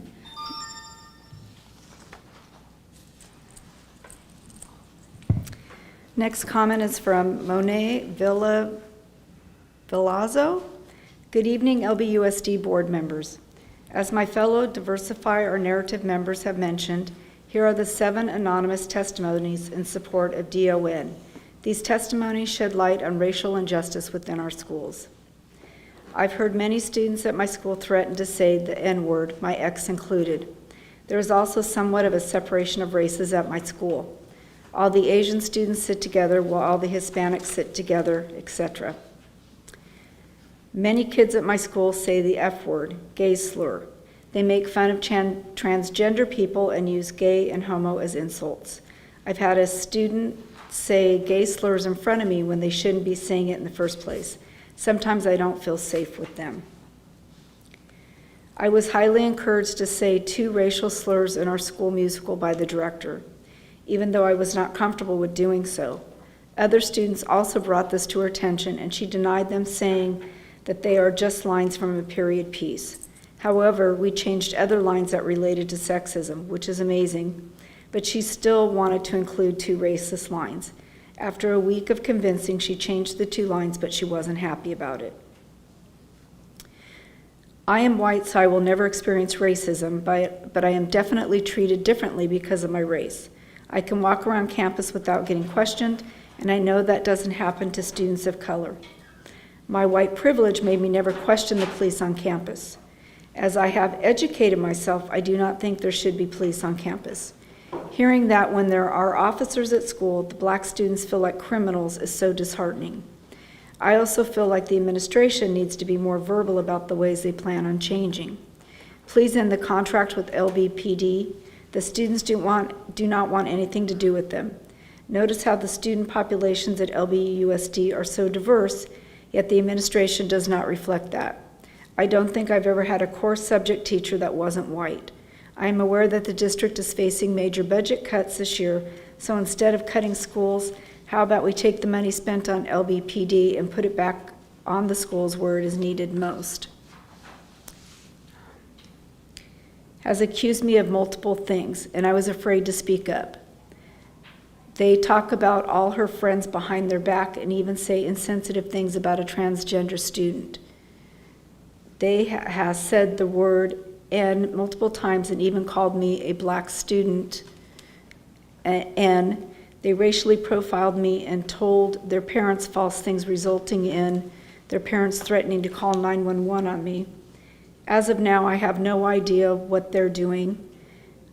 They and another student talked about me on their social media, including my name. I'm no longer a part of the school district because of them and relocating, but they violate multiple students' privacy, recording their conversations, taking pictures of teachers behind their back and drawing on it. I just hope this stops before they harm anyone else. I wasn't believed when I spoke about this because of the lack of proof. A name has been removed. This will be the last comment. Maria Rangel, item number 20. Regarding virtual schedules, they are too long for children. My kindergartner is almost at tears because he wants the class to be over and can't keep his focus. I acknowledge that teachers and administrators are trying hard to work with the resources available. However, the amount of screen time is too long for students. Please keep the minimum schedule for all students. Thank you. Okay, now we will move to public testimony on items not listed on the agenda. First, we have Wendy, and then Melanie.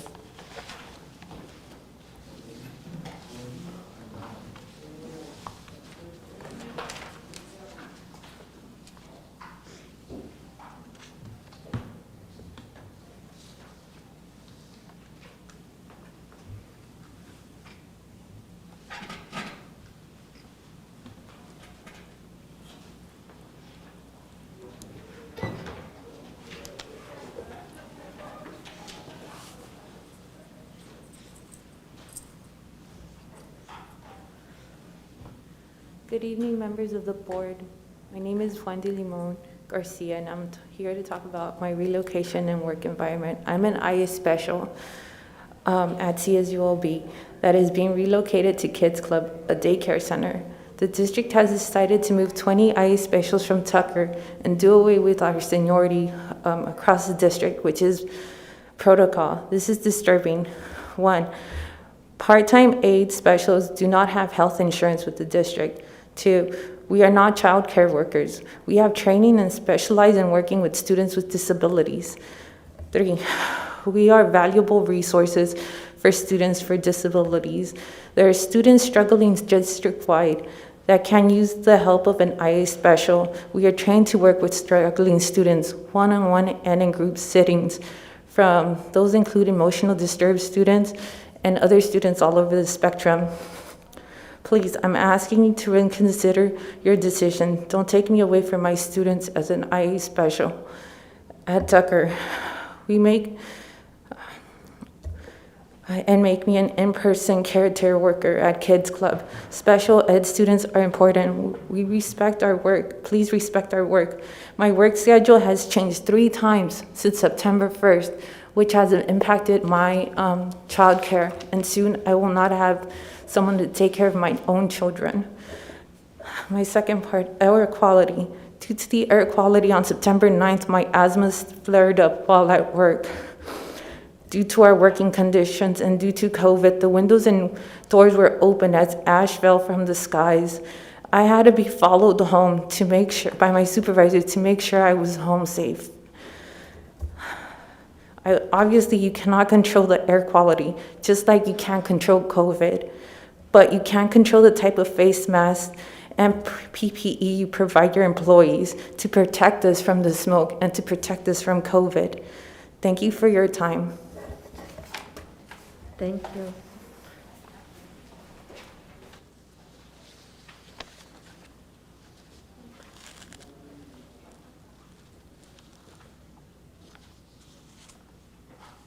After Melanie, we have Mariela.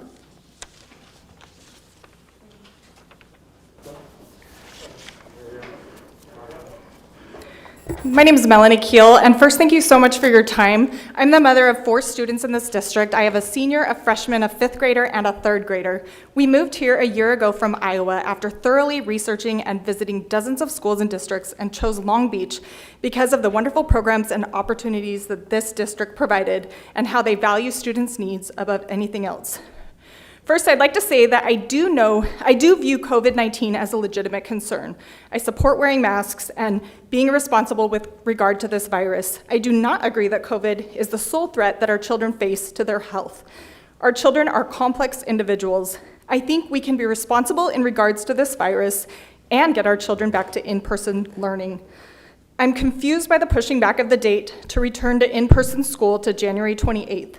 In response to an email my spouse and I sent to our superintendent, she said, quote, "On the same day as our district announcement to extend distance learning through January 28th, the LA County Office of Health Department announced that schools in LA County would not have an option to consider any reopenings of school buildings for students until at least November. Their decision is guided by multiple sources of health data, unquote. As parents, we need transparency about who made this decision and why it wasn't decided to push the date to only November, but instead almost into February. And are we, as Long Beach Unified School District, beholden to follow the mandates from LA County Health Department, or can we choose to follow the mandates from our own Long Beach Health Department, which will have statistics more relevant to our district? If we implement a mask requirement in our district for teachers and students, we know that the likelihood of contracting COVID, even if someone tests positive, is very low. Most districts in the US struggling with outbreaks are districts unwilling to enforce mask rules. Lastly, I'd like to talk about our children's health as a whole. I'd like to remind you that protecting our children from this virus is only one small portion of their health. Online school for a full day, not being allowed to interact in person with peers and teachers, can be devastating to their mental, emotional, and social health. Several children in my kids' classes have connectivity issues, and when they try to speak, it's hard to hear them, and the teacher can't communicate with them. I can't imagine the frustration and hopelessness these students must be feeling. One of my child's classes is regularly hijacked, and individual students are verbally assaulted and subjected to inappropriate music and images. There hasn't been much learning done in that class, despite the teacher's best efforts. And I know our amazing teachers are working tirelessly to solve problems and make this experience as positive as possible for our children, and for that I'm so grateful. But putting kids on Zoom for a full school day is a false sense of security. They are not safe. I know our district is very proud of their ability to provide free meals to the community, and we appreciate this service, but many districts are providing free meals to all of their students during this time, and they are providing better options for hybrid learning. Please sorry, consider but the entirety of our children's excuse safety, me. health, well-being, and the risks involved with online full-time learning. This virus is not the Excuse only me. risk facing our children. Thanks so much for your time.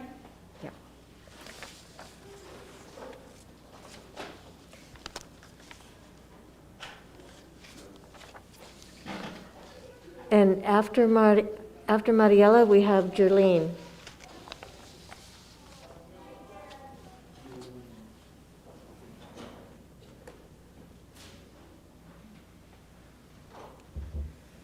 Hello, good evening again. First, I'd like to recognize the woman that spoke regarding special education. I think it's unacceptable that that's happening. Our special needs students particularly need the supports and the support systems. So I'm coming here on behalf of Dr. Alejandra Albaran Moses.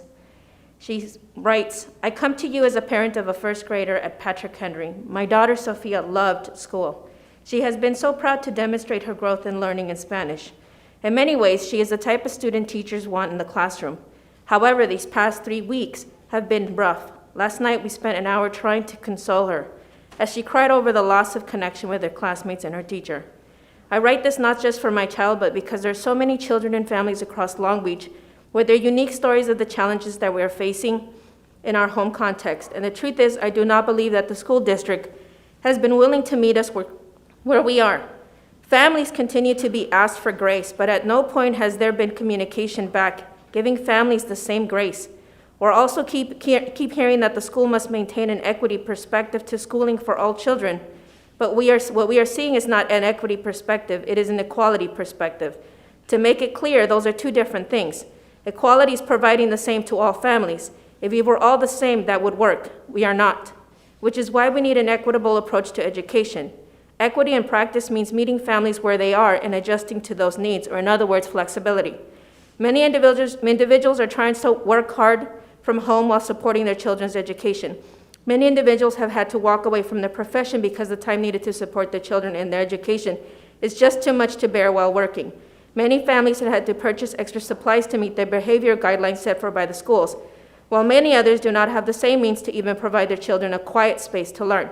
Bathrooms have become quiet space. Many families have multiple children who are all trying to learn. Many families are directly facing the challenges of COVID. Despite this, LBUSD says there's a 92 to 97 attendance rate. The number shows that families are working hard to ensure that their kids are trying. Parents care. Per the California Department of Education, students grades 1 through 3rd are required to engage in 230 instructional minutes. As you know, according to the California Department of Education, instructional time for distance learning is calculated based on the time value of synchronous and/or asynchronous instruction and assignments. Currently, my child is online from 9 to 3, with a 25-minute lunch and 2-minute 10 breaks. The reality is that the sitting in a seat in the best context, or a bed, or wherever a family has found space for their child to learn, is developmentally inappropriate for our little learners.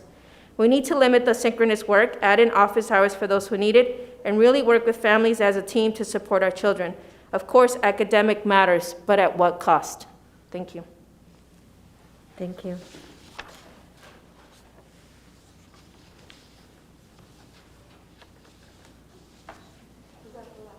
Yeah.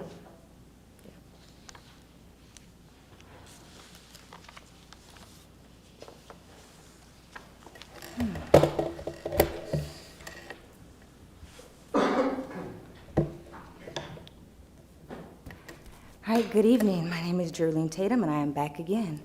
And I had this wonderful thought when I was outside. I am an alumni of Long Beach Unified Schools, and I ran cross-country and track, and a long-distance runner. We go the distance. So I just, I'm back again. Non-agendized item. So, according to the California School Board of Education Association website, or on their website, they list 5 major responsibilities. One of them is that boards are to provide community leadership as advocates for children, the school district, and public schools. Something that it also reads is that the role of a school board is to ensure that school districts are responsive to the values, beliefs, and priorities of the community. Advocate. An advocate is a person who publicly supports or recommends a particular cause or policy. Why am I sharing this? Because the reason many of us keep coming back is we feel like we need to remind you of the role and responsibilities of the board. So recently, or just this week, I participated in a few calls with community members, with board leadership, and I want to say thank you. Thank you for being available to hear. Yet not all board members have been as responsive. Matter of fact, one board member responded, "I'm not sure what the purpose of the meeting is at this particular point." So again, I want to remind you all that you are to be advocates for children, school districts, and public schools. You can't do that if you can't hear our stories. You can't do that if you don't listen to our stories. So, what's an effective board member? They involve the community, parents, students, and staff in developing a common vision for the district focused on learning, achievement, and responsive to the needs of all students. So I say again, you don't know what the needs are if you're not willing to listen or hear. So last week I expressed my anger, because it was anger and frustration, and how certain board members, we don't hear from them. We've not received any comfort in this challenging time. Yet, again, I go to my post office box and I pick something up that shows a board member's face that's supposed to be responsive to the values and beliefs of the community, yet is not willing to take the time to hear the stories, to learn what they are, but definitely takes the time for political shenanigans. Thank you. You all have a good night. Thank you. And now we have online submissions. Okay.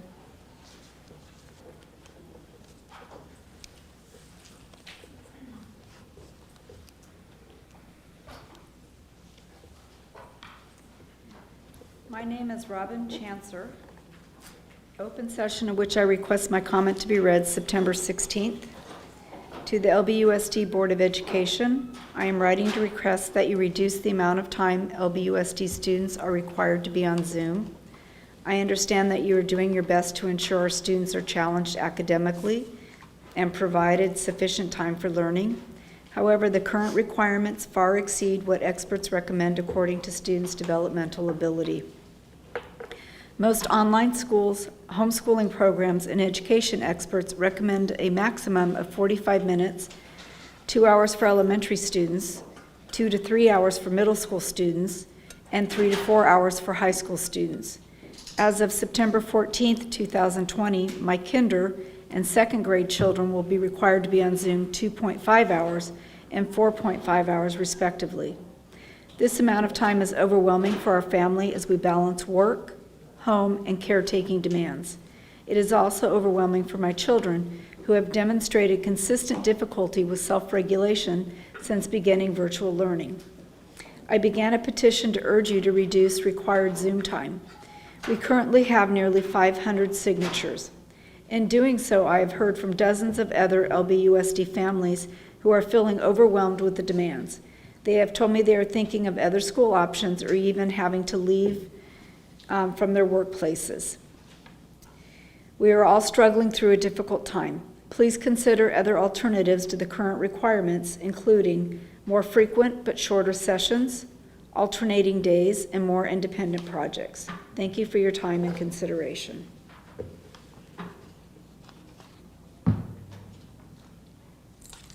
This is from Robert Collins. Thank you, Dr. Brown, for recently helping me to solve a problem. It was nice that an administrator took the time to solve a problem. Thank you, Board, for making sure parents have options for sending our children back to school. The decision was easy for me. I chose a virtual model. I'm privileged that our family has the resources for one parent to stay home. My son has been with LBUSD since kindergarten and will now be in the 7th grade. He has had kind and good teachers, including his teachers for virtual learning last spring.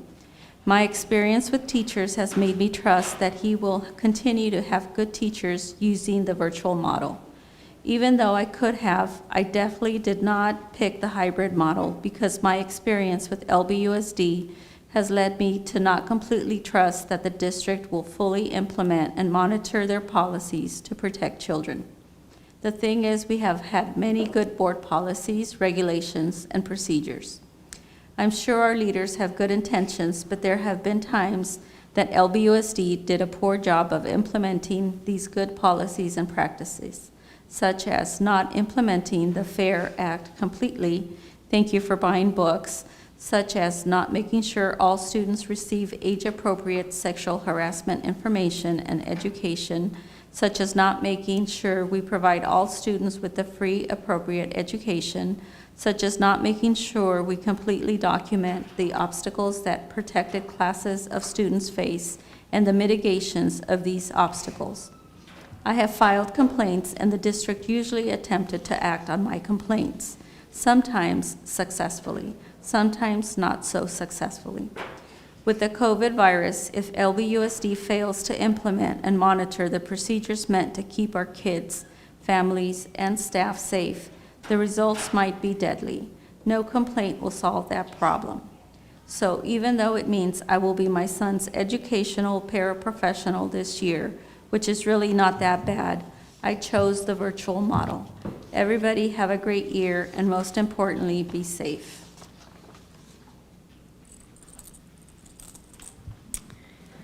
The next comment is from Amelia Cameron. Dear board members, I would like to make my voice heard about the most recent rash decision to not open up Long Beach schools until the end of January. I have 3 boys at Naples Bayside Academy, K, 2nd, and 5th grade. I realize the idea of going virtual until October 5th was the plan, and the approach would be different than last year as that was an emergency. However, I have completely lost faith in our current education plan and system. Taub and the leaders of the city have lost track of what is important here: our children, our future, and education as a right. Long Beach currently only has 40 hospitalizations, and the numbers have continued to go down since July. As a community, we should be able to offer our children what they need most right now, which is education, stability, and a safe environment to learn. Remote learning is not the answer for elementary-age children. I have noticed firsthand the detriment effects of remote learning while watching my boys sit through hours of screen time, learning based on the guidelines the district set forth. How can American Pediatric Association set forth the 1 hour a day screen time recommendation, yet our schools are now requiring our children to sit in front of computers for 6 hours a day? What will become of their brain development and growth, not to mention their socialization? The long-term social and emotional impacts will be felt for years. Mental health matters, community matters, and our children deserve better. Parents have little to no insight what advice the LBUSD is receiving from apparent public health experts on the subject at hand, or why is choosing to ignore other credentialed voices that say students can return safely to classrooms. The outsourcing of LBUSD's responsibilities to these unelected and unaccountable experts is a disservice to our children and demonstrates the lack of clear thinking and leadership from the LBUSD. It's time to prioritize the education of our children over all else and provide us a plan for schools to reopen.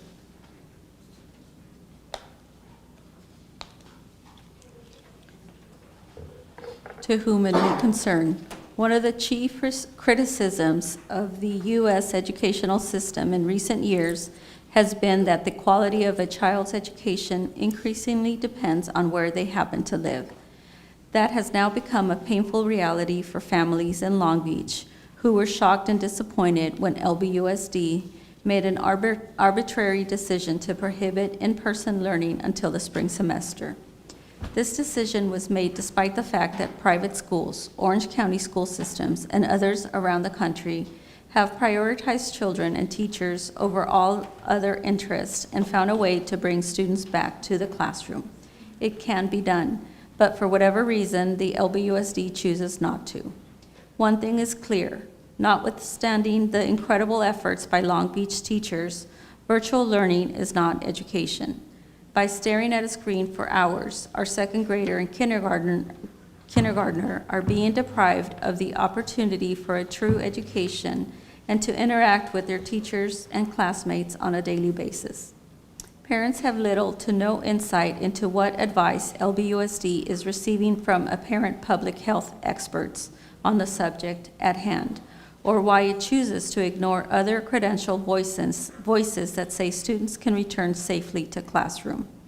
The outsourcing of LBUSD's responsibilities to these unelected and unaccountable experts is a disservice to our children and demonstrates the lack of clear thinking and leadership from LBUSD.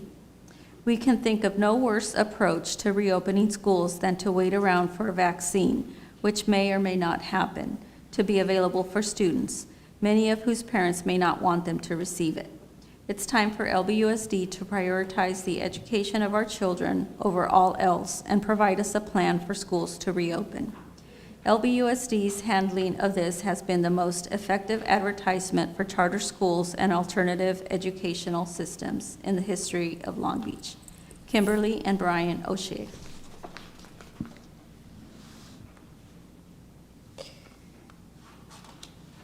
Hello, Long Beach Board. I am emailing you to express my gratitude for your communication during these challenging times, and I want you to know that my family appreciates your commitment and dedication during this time. With that in mind, I also want to share a concern. After recently learning that all students will be remote until January 28th, I hope that you will strongly consider allowing the kindergarten children to return to in-person instruction. To say that this time has been stressful is an understatement. My child, who is excited to start her school year off, is not thriving during this period. I must add that this is in no way a reflection of her teacher, but rather the overall virtual environment in general. She is 5. This is entirely too much for them to be able to expect to learn this way. Most importantly, they need constant assistance and help, which is not always available during the day, leaving them to struggle. LBUSD is already only a half-day instruction compared to other districts, but to continue to have the children learn remotely is not okay. They are struggling. My daughter's class has only 10 to 12 students max. Surely they could go on-site and social distance with no issues. I ask that you please consider this. Our children deserve to be able to learn in a manner that is effective and conducive to their age. Please consider having them return. Thank you. Regina Corinne Lovelace.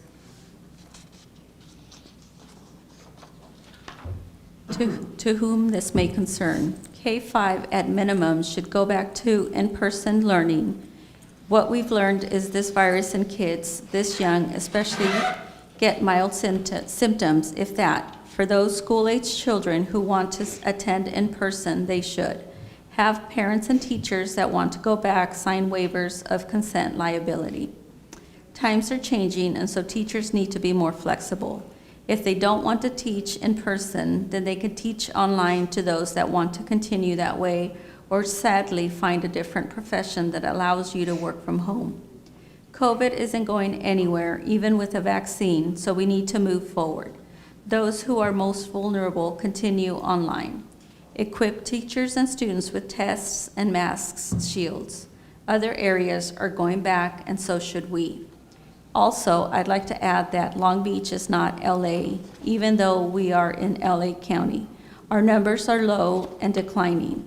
Seal Beach, 5 minutes from here, is back hybrid. Why can't we? Online learning is not a long-term solution. Sincerely, Elena Connor, Naples mom.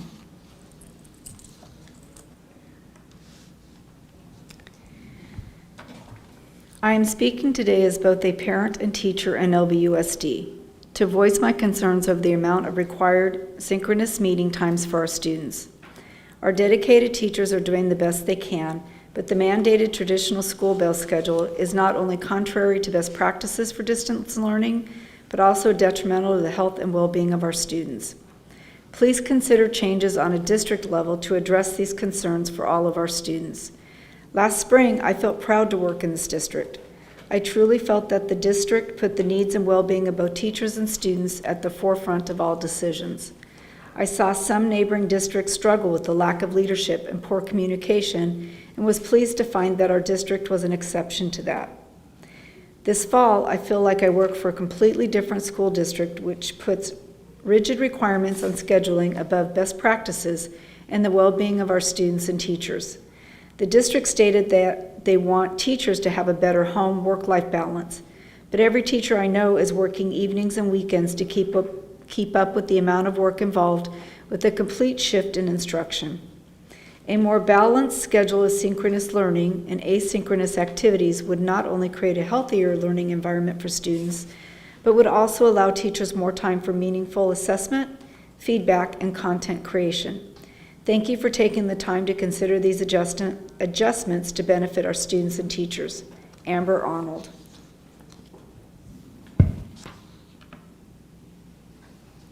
Solution: kids back, masks, and distancing, like that matters much. Teaching assistants to provide guided supervision in the classroom while teachers teach from home virtually. Not many parents who know anything about how COVID works should care if their kids contract it. This is affecting their psyche far more than a couple days of flu-like symptoms will. If people are sick, keep their kids at home. Thank you, Scott Steen.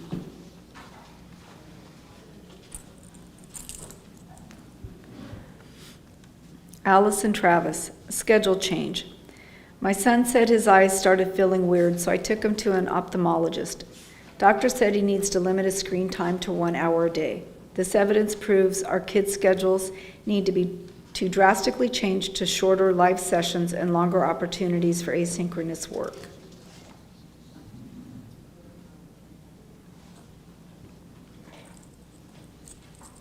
I'm a married mother of 4 children who attend the Long Beach Unified School District schools.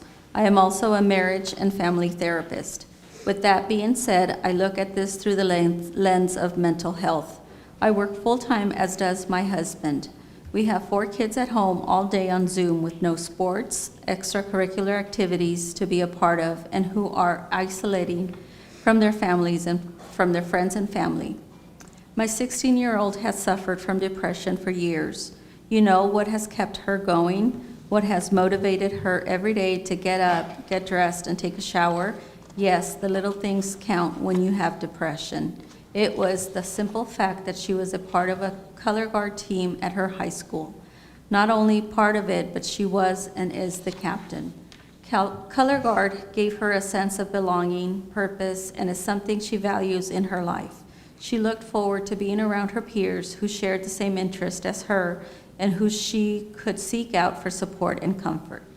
This is her senior year, and it is being ripped away from her along with her happiness. Since the schools closed, she is now experiencing depressive symptoms such as she did during the onset of her mental health journey. She has no motivation toward school, does not look forward to getting up in the morning, and has suicidal thoughts. The LBUSD took this from her with no shame. Where's her voice? Where's our voice? My 17-year-old daughter is also a senior this year and a committed soccer player on track to get scouted for college. This was a huge year for her for college opportunities, something she has worked tirelessly for over the last several years. She was looking forward to leading her team this year as a senior and captain, but hopes for an actual season are slim. She hasn't seen her friends since April. She is a teenager. She needs her social life. She needs to feel connected to her community, friends, teachers, church support, but she can't. She sleeps a lot of the days so that the days will go by quicker. She hasn't learned one thing on Zoom since school started and has no homework ever. Why is she being cheated out of an education her senior year? My 8 years as a supreme athlete playing football, soccer, and basketball year-round. Oh, my 8-year-old is a supreme athlete playing football, soccer, and basketball year-round. He is a social guy who enjoys spending time with her friends and playing all the sports he loves to play. He has been sitting in front of his Chromebook for 2 weeks with no sparkle in his eye, but more of a dread of having to get up in the mornings. He does not enjoy school and does not look forward to the day. He is in tears after lunch because this will be the last comment she makes. Kristen Tumagian. Dear board members, I would like to express my concern at the amount of screen time required for my middle school student and her teachers. While my son's 4th grade teacher has flexibility to provide many breaks and time for individual work when being on screen is not required of him, my middle schooler, 7th grade, needs to be on virtually the whole day. 7 logins every day is exhausting for her, and I imagine for her teachers. Though it would have been okay to muddle through until October 5th, maintaining this until the end of January seems unnecessary. Would it be possible to modify the secondary schedule so that students actually follow the already proposed hybrid block schedule with plenty of built-in independent work time so that more screen time is not required during block class meeting times? Or if meeting every day is necessary, a schedule like the one below, alternating synchronous and asynchronous learning days. And then a schedule has been provided.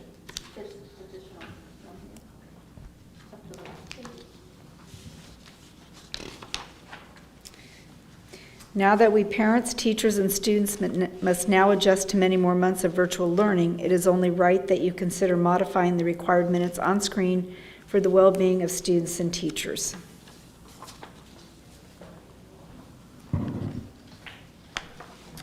Okay, so that was the last part of our public comment. Thank you for everybody for submitting your online public comments. I'm recommending a break right about now.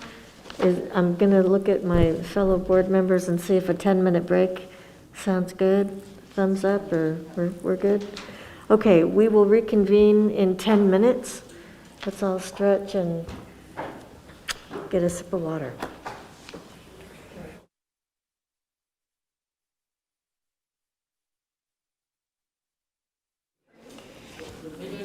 Okay, welcome back, everybody. We've had a brief break, but we are ready to get back to business. So, we now have a staff report. Dr. Baker. Thank you. Tonight's staff report is revisiting our school opening update with 2 topics that we'd like to share with you all tonight. The first, Dr. Simon is going to just lead us in a brief conversation about our re-engagement and attendance strategies and attendance taking. And then our level offices, elementary office, middle and K-8 schools office, and high school office are going to just share a bit about the student learning day. So I will quickly turn it over to Dr. Simon. All right, so good evening, Madam President Craighead, members of the board, Dr. Baker, executive staff, and members of the community. As always, it is an honor and privilege to stand before you this evening. Tonight, I will be providing a quick update on the district's enrollment numbers and also highlighting a few strategies school and district staff have undertaken to re-engage students and their families during distance learning and also school closure. So I also want to say thank you to Chris Brown for creating the first 3 slides. I am standing here on his behalf to discuss our current district enrollment numbers. So overall, TK through 12, our enrollment is 70,268 as of September 14, 2020, And this represents a decline of 2% from last year, 2019-20. So I believe about 1,444 students, right, are not currently enrolled in the district compared to last year. So moving forward with our enrollment by grade, I know it's a lot on this slide, but I know that Mr. Brown wanted to show the differences between enrollment in 2019, which is in gray, and also 2020, which is in the teal blue. So based on this, we are substantially lower in grades TK, K, and FIRST than we were last year. Grade 6 is also lower than anticipated. And then grades 9, 10th, and 11th are experiencing higher than predicted enrollment. This could be due to an increase in the trend the district has seen in recent years of students who are enrolled in private or homeschool settings in grades K through 8 and returning for their high school years. So if you look at this, this illustrates that projection or that enrollment based on what I just stated. Now the next slide, I want to mention this, especially I know we had conversations briefly in August and also in early September around Senate Bill 98 and the new legislation around that, which discusses how school districts are supposed to document absences for chronic absenteeism tracking, document daily participation, tiered re-engagement strategies, and you heard Robert Tagorda talk about that today with the LCP process and what that looks like, what that could look like, and also the Learning Continuity and Attendance Plan, also referred to the LCP. So once our students are enrolled or re-enrolled, SB 98 compels districts to document daily participation for each student, each school day for distance learning. So it also further defines daily participation to include, although not limited to, evidence of participation in online activities and the completion of assignments. So students can be marked present or counted as present, right, as if they do these such things. Students can also be counted as present if the student or the parent texts or phones or emails a teacher or school staff that they had connectivity issues, that they could not get on, that they were kicked out of Zoom. If they make those efforts, then students can also be counted as present. Yes, Dr. Williams? Aaron, what's the definition for chronic absenteeism? Thank you. Thank you for asking. So chronic absenteeism is when a student misses 10%. That could be of the school year or of the current days that school has been in, based on the days they have been enrolled. So to give you an example, to make it a little bit more simpler, or to simplify it, if we have a 180-day school year, if a student misses 18 days, then they are deemed as a chronic absentee. And for that definition, that includes excused and or unexcused absences, which is much different than truancy, which is really based on unexcused absences. So your chronic absentee rate can also include those who have been suspended and other attendance codes as well. Thank you. You got it.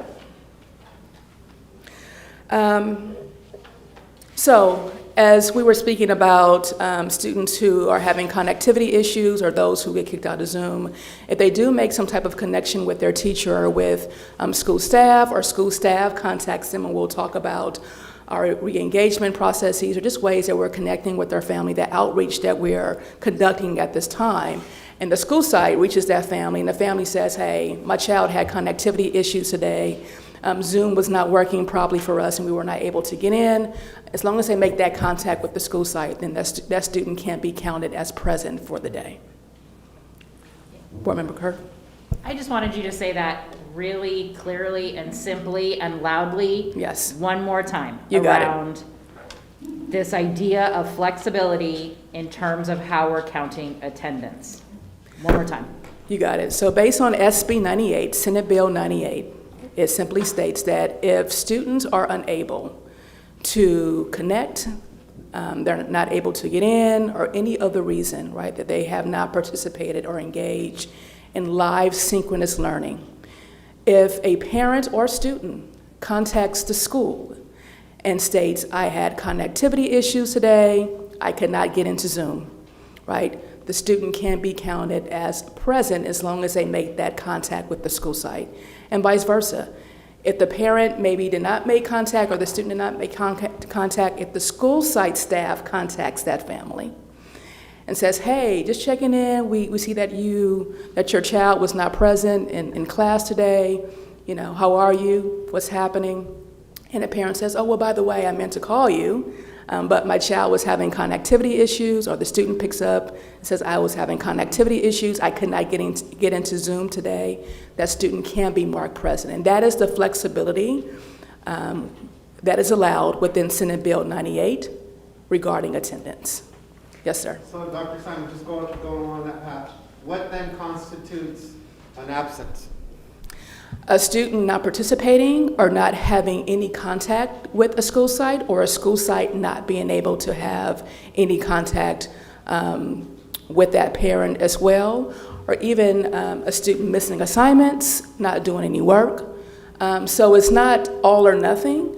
The law is very specific by saying that you at least have to do one of these things in order to be marked or counted as present for the day.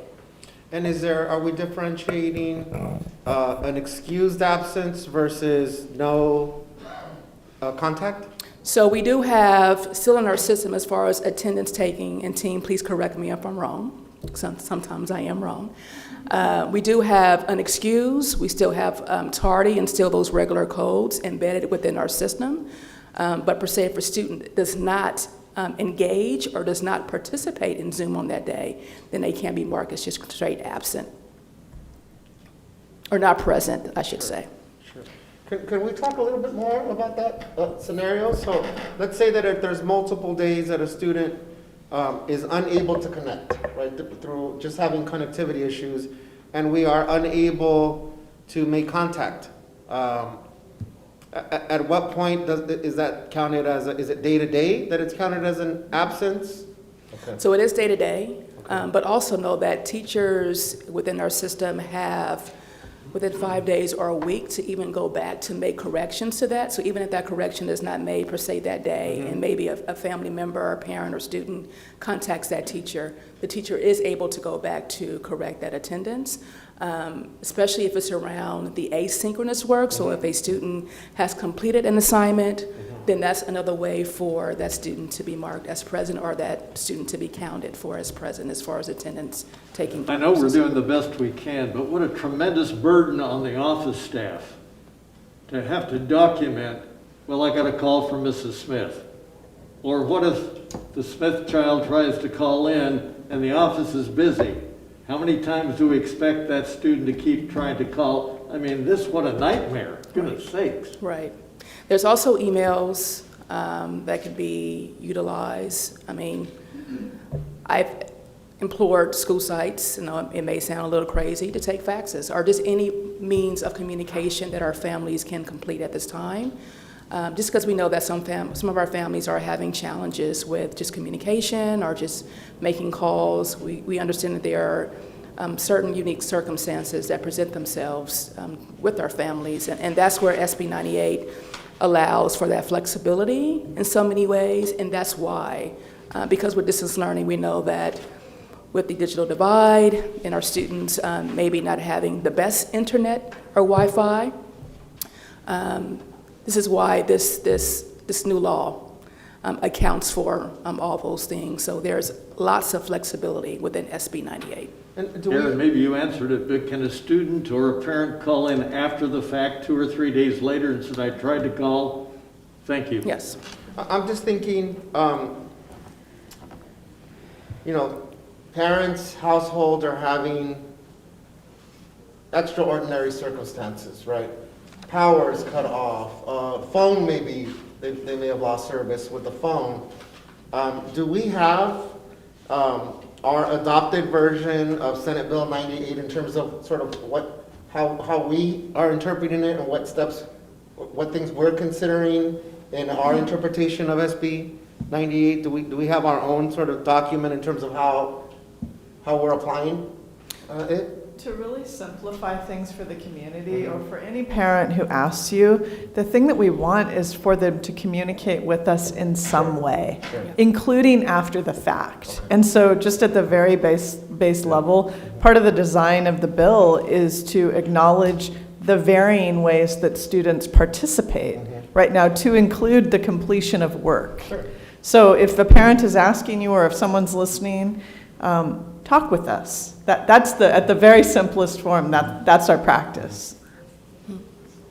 Dr. Simon, we've heard from a lot of parents who are concerned about their kids from an emotional well-being point of view. Does SB 98 account for that? If I'm a mom of a kindergartner or a first grader who is sitting in front of the screen and for some reason is just having a breakdown and cannot focus, as a mom, can I remove my child from that classroom situation temporarily, and then maybe if the child feels better, they can rejoin the class? Or is it that kind of flexibility also? It is, and maybe this is too much detail, but honestly, if a student joins the classroom for 10 minutes, 15 minutes, 5 minutes, they're still counted as present. If they complete work, right, they're still counted as present. So knowing that, hopefully that gives parents some clarity just in regards to that. I mean, SB 98 is super flexible, and in some ways still a little vague into where people are asking for a little bit more clarity around it, but based on how we read it and other districts read it as well, and based on our conversations, especially other core districts, right, it's based on what we just stated and what we just dialogued about. So I hope that does bring some clarity for many of our parents and guardians. And also, do we have information on SB 98 on our website or somewhere where it's available for parents to access that information? I'm not sure of that. I don't know if anyone else can speak to it. I don't think that is the case, but if that's the case, we can get something up to clarify for parents. I think that would be helpful. The more information we have available for parents, the better. Ms. Kerr? Yeah, I know our questions kind of jumped ahead, and I see that page 2 is going to be around family outreach. So you're going to talk to us a little bit more about how we're connecting with those students. Yes. And I will assume, because I have similar questions to Ms. Craighead around different levels, that the level offices can please also, before we ask all the questions, if while you're prepping, if you could be prepared to answer what an attendance perspective looks like from the different level offices once you get up there, and then maybe I won't ask as many questions. Gotcha. Thank you. Any more questions? Not right now? Okay. I'll hold to the level offices. It's okay, shoot away, it's all good. So this slide simply illustrates SB 98 in very brief form, right? I'm happy that I was able to go a little bit deeper and describe or detail a little bit more how SB 98 reads and the flexibilities that are allowed within the Senate bill. So while the LCP, the Learning Continuity Plan, is awaiting approval, the next slide highlights some of the district's family outreach efforts, many of which started before SB 98 was written into existence. And I'm happy to highlight such efforts. So the efforts include auto dollar. I know parents are probably sick of, receiving these dollars if their kids have not been present or accounted for in class, but it is a way to reach our families and also see the reasoning behind the child not being in class. We also have some teachers who are calling our parents as one of our first steps, just to say, hey, Johnny wasn't in class today. I'm just checking to see if everything is okay. And then from there, a parent might say, well, I'm having connectivity issues. My Chromebook is not working correctly, or I have other issues that are happening within the family. And from there, right, discussions can happen. And we also have our office staff reaching out and calling many of our families as well. And the messages of support are around basic needs, resource, internet, technology. And then there's the district-supported outreach, which include the Family Resource Center staff, the Alden staff, the Office of School Support Services, our foster youth social worker, and also community agencies, right, that we work with in order to just kind of locate and just work on messaging around how do we help our families, and some things that they're hearing as well. So now I'd like to celebrate a few schools, or a few school and district staff who have engaged in outreach to students and families amid school closures. Some of these efforts happened prior to the new school year commencing as a way to build rapport and to ease the nervousness that many students and parents usually experience before the start of the school year. Other celebrations highlight the efforts of school staff who relentlessly searched for students who went missing from school amid COVID-19. So I want to give a shout out to Adams principal, Armando Duenas, and teachers. They called students and families and also conducted home visits before school began. Due to their efforts, over 100 students who did not respond to the instructional program of choice re-enrollment survey were found and also started school on September 1st, and that is in North Long Beach. I want to give a shout out to that team. It's pretty remarkable. I want to give a special shout out to a teacher at Patrick Henry, Ms. Novoa. And please forgive me if I said your last name incorrectly. But Cindy Novoa. Yes, Cynthia. She personally delivered growth mindset swag bags with special supplies to her entire class of 35 students. And that was in Signal Hill, Lakewood, and just beyond, swaths of Long Beach. I want to give a shout out to her. That's amazing. Hamilton principal Jorge Montanez and also Lindbergh principal Stacy Benuzzi have recently conducted home visits to locate missing students. Many of their students have been found and re-enrolled back into school. Northside again, great work. And I want to give a special shout out to the All-In team, Melissa Espinoza and Lorena Cervantes, who just this past Friday completed 17 home visits in the North Long Beach area alongside Hamilton Middle School staff. And due to such efforts, students were re-enrolled back into school.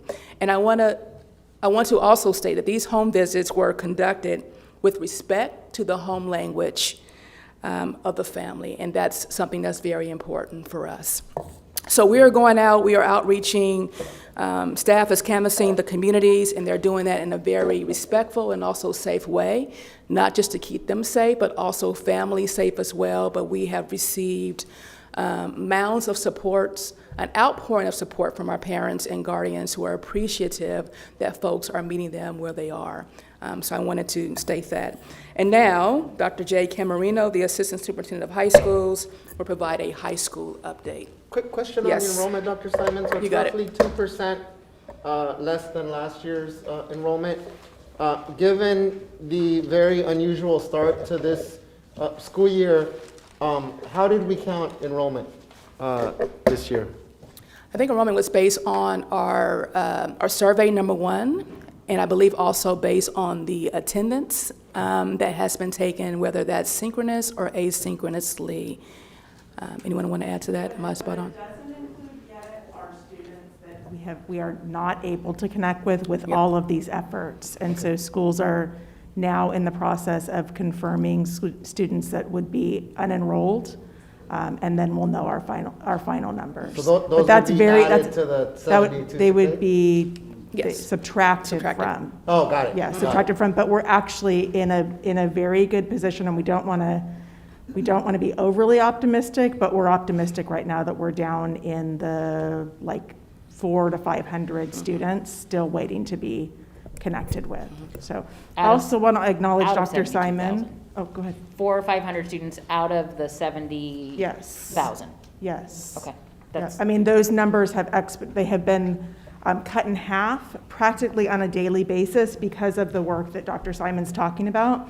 Also want to share that Dr. Simon's team provided what she's talking about in going out into the community, a very powerful set of slides and directions for all staffs to use in preparing to go out into the community in a safe and very respectful way. And so that's appreciated. So it's a centralized effort, but then also every school has access to the resources and to feel that they are safely being guided in a way to connect with families out into the community. I think it's also interesting to note on the enrollment part of it. We've had declining enrollment over at least 10 years, and so we were expecting a certain percentage less even outside of a COVID world. So I think those numbers are very promising. But, oh, yeah, one more. Yeah, just, I'm not sure if I'm still clear, Dr. Baker. So is the 7268 a projection minus folks that we haven't, students that we have not had contact with? So that is the actual students that have been connected with, except those who are no-shows. And so we're waiting, usually in the first couple of weeks of schools no-show students, and then we have a final number. We delayed that no-showing to give staffs more time to connect with families. So now they're in the process basically of confirming those that they can't make contact with, and we'll subtract the total enrollment from that. So right now it would be 70,268 minus approximately, let's just say 500 in the way that we're talking about it. Okay. Thank you.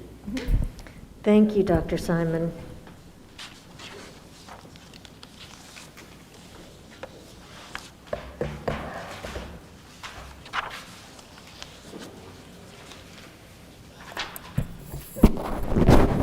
I'm wiping the mic so I can actually bend it down and show it. Dr. Simon just had it. Sorry, I took it back.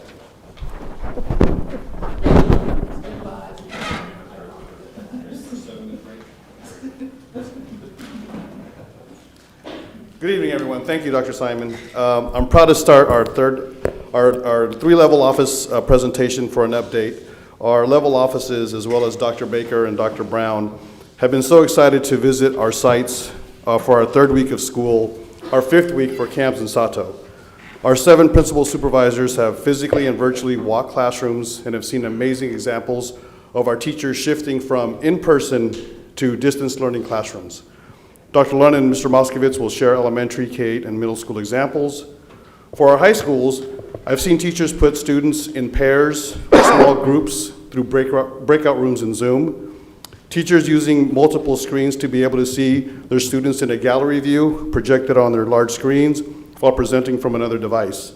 If you're familiar with Zoom, when you share your screen, you can't see your students.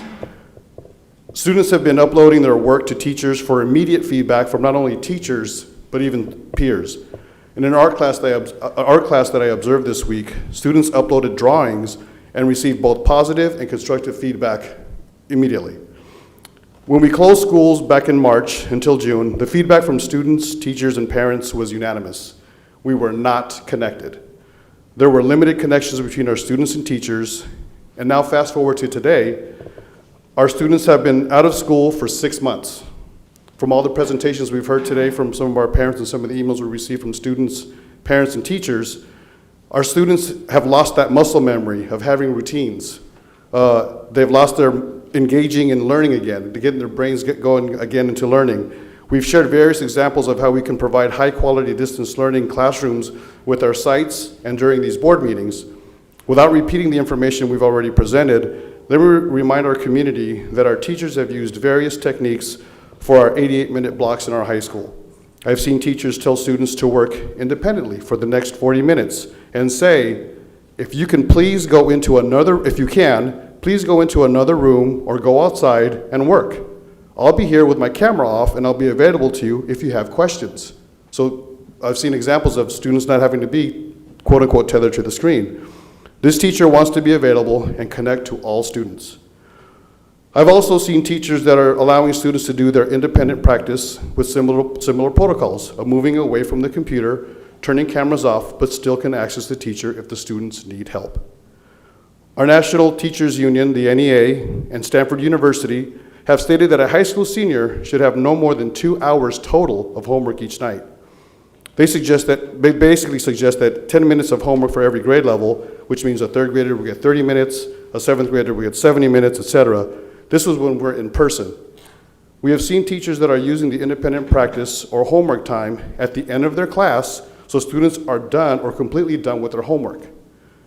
Let me repeat, students are getting their homework done with a teacher available to them in a lot of our classes.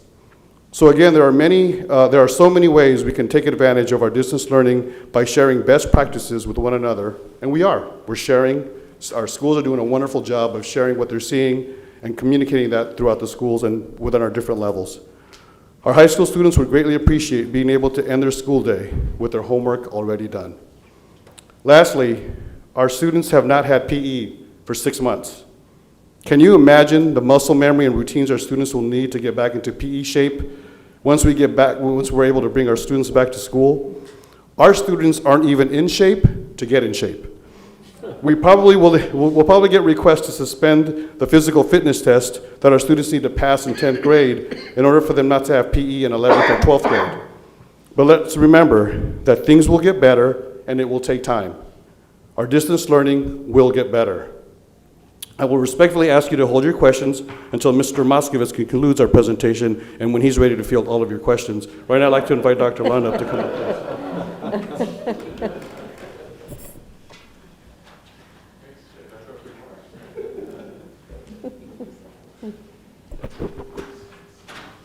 Before I share the middle school experience, thank you, Dr. Camarino, for highlighting the high school experience.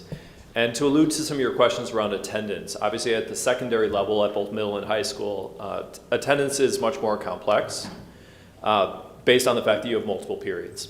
So generally we submit data, and this is going back to my research experience, we submit data to the state based on an all-day code.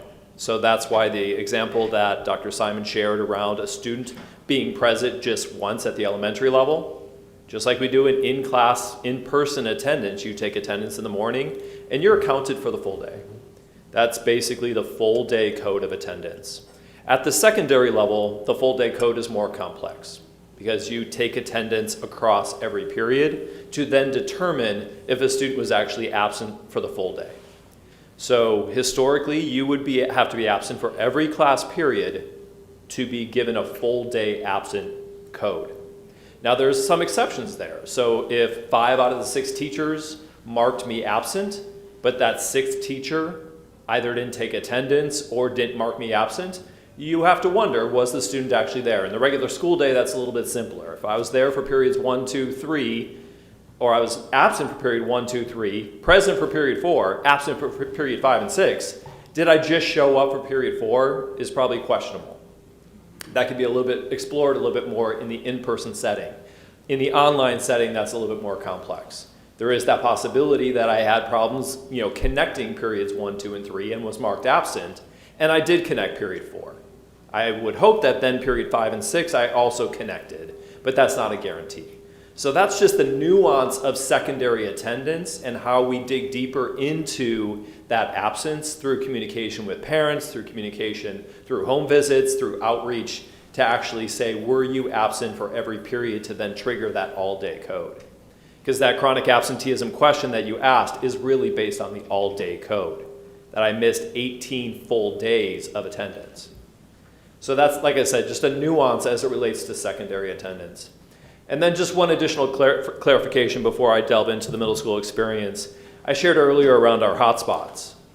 The 5,000 hotspots that we've already distributed, the additional 1,000 that we've received that are beginning to distribute, the additional 1,000 that the county's providing. It's important to note that those 5,000 hotspots that we already distributed doesn't equate to 5,000 students. That's 5,000 households. And our households have more than one student in them, typically speaking. So for our 6,000 hotspots, could service anywhere from 9,000 to 12,000 students in our system. So it's just important to note that a hotspot equates to multiple students being served within that household, because every hotspot can serve up to 10 devices. So just a point of reference as it relates to how many students we're actually serving with the devices that we've distributed. In terms of our middle school experience, we came to the realization recently that this is the first time in 6 months that our students are back in school for the full day. They've been out of school for 6 months from full day instruction. And when I hear from students that they're tired, makes sense. You haven't done it for 6 months. Now you're back in school for the first time after 6 months. And I think that's just an important context. With that said, we get a range of experiences that our students have shared. So I reached out to principals and asked them to talk to students and to get some feedback from students directly on what has been their experience so far. And I would say, just like in the regular in-person school experience, you have the full range. You have students that love school, and you have students that don't love school. In the online world right now, we have students that are really positive about their experience. Overall, I think it's going pretty well. It's easier, especially for kids that need a little bit more help, which I thought was very astute for this student to comment on. It's much better than before. I find online much easier. Personally, I don't mind online schooling. I like working by myself and not being around a lot of people. So this is kind of a break for me, although I do miss real school. So there's your positive sort of comments from students. You have the middle of the road sort of comments. I think online school has pros and cons. Like a pro is I get better sleep. And a con is I don't get to see my teachers and classmates in person. A second quote, I kind of like it, but I kind of don't. Third one, I don't care, honestly. And a fourth one, it's whatever. I thought that was perfect for middle school. It's whatever. I'm doing school and I'm here, so yeah. That kind of worked out perfectly for that middle of the road sort of example. And then on the negative side, you do have, I don't like online whatsoever. It's kind of stressful. It's very challenging and boring. It's more difficult than in person. So these quotes just capture that range of experience that our students have in online schooling. That's probably very similar to the range of experiences they have in in-person schooling. And in terms of what their actual day looks like as they walk through their 6 periods, we've been doing visits with principals, and principals have been sharing their experiences as well. So I thought I would just share some of the observations from the past 2 weeks. Lindsay's first period history class started with a community building activity, which we've recommended for an SEL connection to start off the class. Students were debating the performance of their favorite NFL team this past weekend and how they did in their first opening game. During the first period history lesson at Franklin, students were put into pairs in 16 breakout rooms. So easily 16 breakout rooms, 2 students in every room, where they worked on sorting primary and secondary sources related to what they were studying. And they basically had to manipulate this source as a primary source, this source as a secondary source, as an online tool. During Marshall's second period dance class, students are learning their first performance. They are standing up, rehearsing the first set of dance steps. The teacher models the steps, and then during the rehearsal provides minute-to-minute feedback to the students. During third period, the Lindbergh math teacher uses her iPad as the presentation screen. So as Dr. Camarino referenced, our teachers are finding a benefit of having multiple screens, one for presenting and one for watching the students or getting feedback from students. She has the second screen where she can see all of her students. Students are taking notes in their physical notebook, and at select times holds it up for feedback from the teacher. Here's the notes I've taken so far. How does it actually match to the notes that I've been modeling using my iPad? In most schools, then, students have their lunch, which ranges between 40 and 60 minutes, depending on the school schedule. Most of our schools have a 50 or 60-minute lunch. Our K-8s have a 40-minute, which we did actually have them explore and talk to parents if they wanted that or needed that lengthened. They've actually aligned it with their elementary students so they can all pick up lunch at the same time, and they actually found that the parents actually didn't feel they needed a change. Our K-8s do get out a little bit earlier also than our middle schools. They have a 3:20 dismissal versus a 3:40. In period 4, the Jefferson English teacher teaches from the front of the class. So here's a teacher that's in school teaching from the front of her classroom from a whiteboard. She has her document camera up, and she's actually sharing student samples, projecting it up on the screen so that students can see. So she's kind of replicated a traditional classroom setting in an online environment. It keeps her kind of not staring at a screen the entire time, but actually up and teaching in front of the class. Students have time to work on their own introductory narrative paragraphs that she's modeled for them. So there's writing time built into their class period. During period 5, the Rogers science teacher starts the class with an SEL activity while taking roll. After reviewing the prior day's lesson, students are put into 34 different breakout rooms. There are 34 students in the class. They each are put into their own room to work on a task independently for 5 to 7 minutes. The teacher then pulls them all back into a whole group setting and says, I'm going to break you now into groups of 3, where you're going to share the independent work that you were just working on independently with your small group. During that 34 breakout sessions, the teacher strategically went into select students' groups to really see who needed more support. So already working from what he's learned in this situation around the students who might need additional support with this individual task. And then finally, during period 6, the PE teacher is sharing a presentation on the rate of perceived exertion, or RPE. The teacher models how to calculate the rate. Students then test their RPE rate by engaging in a variety of student-selected low-impact and high-impact tasks. And what I loved about this particular class is that they actually got to choose the type of activities that were appropriate to their home setting. So some of our students could do jumping jacks and running in place and probably not disturb other students. If you're in an apartment on the 3rd floor, that might be difficult.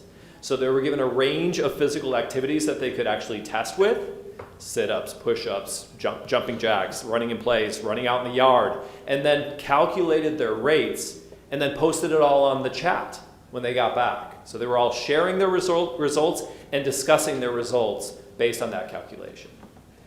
So I think what these examples kind of showcase is, as Dr. Camarino alluded to, the strategic use of Zoom by putting students in different groups, the varied activities that can engage students in meaningful work, the independent work that can be incorporated into class to provide a balance of screen time while still being accessible to students who need support, and that strategic use of breakout time to actually provide differentiated support to students.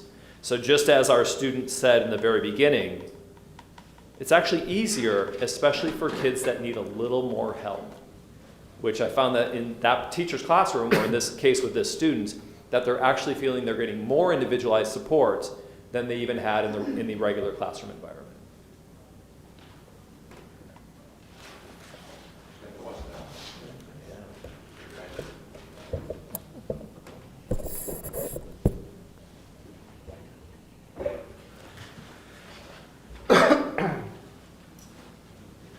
Good evening.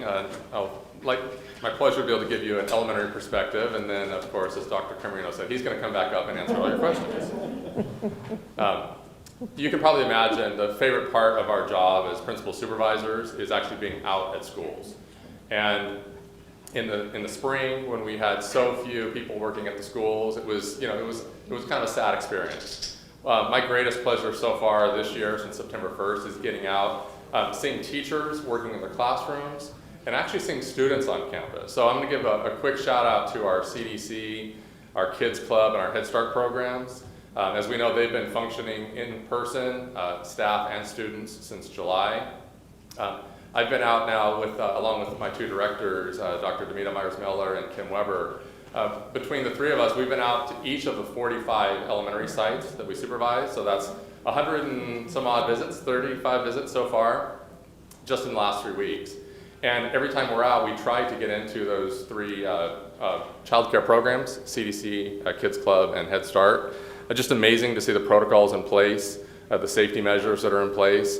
And what I particularly have enjoyed is that in our Kids Club and our school-age CDC programs, these are our students, our school-age students are actually in these programs, receiving some great supervision and support while their parents are at work.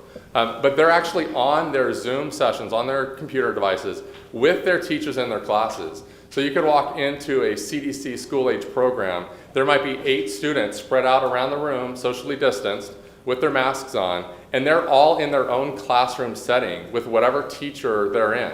It might be a 2nd grader and a 3rd grader and a 4th grader in the same room, zooming in on their own classroom. And it's just really a neat way to see how they engage with their peers. And from one location, you can see all this great teaching and learning happening in one place. So just, again, a shout out to the staff and those 3 programs are just doing great work. But from a perspective for elementary, I think it's important to, and I really appreciate all the parents that we continue to hear from. And I think every time I hear from a parent and hear that parent voice, it reminds me that we have over 30,000 students in our elementary schools, between elementary and our K-8 schools. And we know that there isn't a one-size-fits-all approach. So what we're trying to do is we're trying to create the systems and the structures that will allow equitable opportunities. And we heard a parent reference the difference between equity and equality. We're not trying to have exactly the same for everybody. But within a system like ours, we need to create some structures and guidelines that will be implemented across all of our sites. And then from there, we can start to differentiate for the individual needs of students. And so I hope the message that parents hear as I speak here for the next couple of minutes, more than anything, is that we need parents to speak up to teachers and principals about the needs of their child. And if their child has some specific needs, whether that means I only want an hour, he can only attend for an hour online, we need to hear that and we'll make accommodations for that. Or we want a very robust 5-hour experience. We'll try to make accommodations for that. But there's some minimum guidelines, if you will, guidelines for all of our students that we've implemented. And even before COVID came our way, we've had great administrators, great staff that continue to do great work. But the heart of our district has always been our teachers. They're the heart of teaching and learning. They're in our classroom with our students on a daily basis. Our teachers are working harder than they've ever worked before. The amount of learning that they had to participate in leading up to the start of school, changing paradigm from in-person to distance learning, it's really incredible what they've been able to accomplish. And when you go into a school and you see teachers, the level of enthusiasm that they have, and you hear every parent who comes in and shares concerns about maybe the amount of time, almost to a person, they talk about the quality of the teacher and their appreciation for the teacher and the administrator. And I think that says a lot about our people. And I just really want to reiterate my appreciation for that. But within that, I think some of our teachers have tried, frankly, to set the expectation almost too high for the amount of time that a student, an elementary student, actually has to be physically logged into that Zoom session. We sent out some guidelines to our teachers in the summer and with our principals.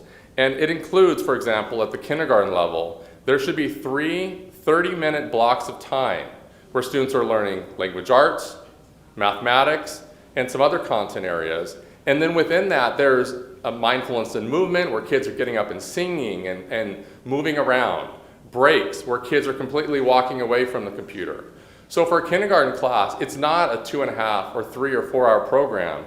It's essentially a 2-hour program with the teacher, but again, broken up into these 3 30-minute sections. For a 1st or 2nd grader, it really should be no more than 2.5 to maybe 3 hours of live connection with the teacher. But some of that's going to be in small group with the teacher. And then throughout that 2.5 to 3 hour time block, there are, again, the mindfulness and movement opportunities, the social emotional learning connections where they're talking with their classmates, 10-minute breaks, multiple 10-minute breaks where everyone is getting off of the computer and going and getting some fresh air or moving around their house or their apartment. Beyond that, the asynchronous time that should be happening at the elementary level is a time where students can completely log off from the Zoom session and complete activities in their textbooks and their workbooks that were handed out to every student. They can do those things at other times of the day. It doesn't have to be just when the teacher might have scheduled it. It can happen at 4 o'clock when the mom or dad comes home from work. It can happen at 7 o'clock if that's best for the family. I think our teachers, out of an effort to really set a high bar for their students, and wanting to make sure they were there for their students. In many cases, messaged that they wanted the students to stay on that Zoom for that entire 6-hour day so that they would be there in case the student needed some extra help. And I commend teachers for wanting to provide that additional assistance. So our next step, and it'll start on Friday with our next principals meeting, is to reiterate the expectation. And the expectation at elementary is about 2.5 to 3 hours of live synchronous with the teacher, with mindfulness and movement and social and emotional learning spread throughout. And then asynchronous time that amounts to about 1.5 to 2 hours of time. It can be offline. There could be some online tasks, but it's not where the teacher and the student are connected via Zoom for the entire day. So the messages that we've heard from parents, I think it was out of a teacher's interest in trying to really do their best for their students. And we just need to reiterate that developmentally for a first grader or second grader, it is important that they're able to log off from that Zoom setting and do some of that work offline with their parents when it fits in best with their time. So we'll be reiterating that with our principals and with our teachers. And we do have some additional training for our teachers that will be planned throughout the coming months that will also support them directly in how to provide that high quality online instruction. I know, again, that we're here for individual questions that we can answer. I did want to, I thank Dr. Simon for calling out Adams.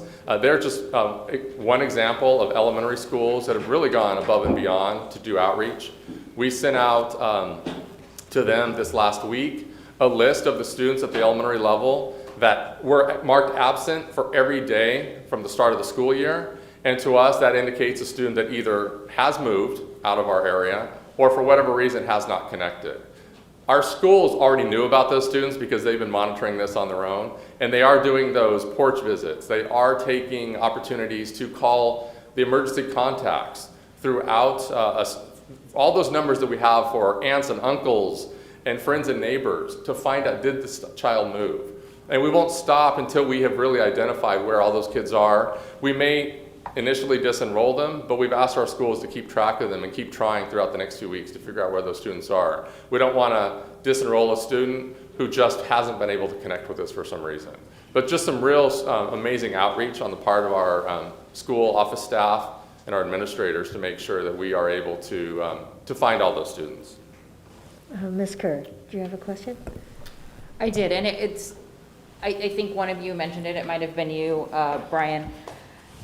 One of the conversations that we've had is we're trying to get back together as school communities, and we know that in this district we have 86 unique school communities, and that when we all split in March, a lot of the direction was coming from the central office because that's where it was coming from.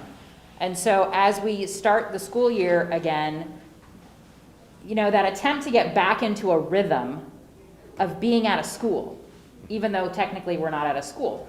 You know, we would walk our kids up, we'd chat with some parents on the playground potentially. If we were having an issue, we might get there a little early to talk to the teacher and say, hey, my child is struggling with this.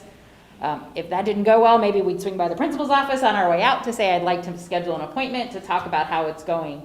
And I think one of you mentioned the idea that as we get back into our school communities, how imperative it is for parents to reach out to their teachers first, but then to their school site and their principals to really do some of that engagement around their students' need at the site level.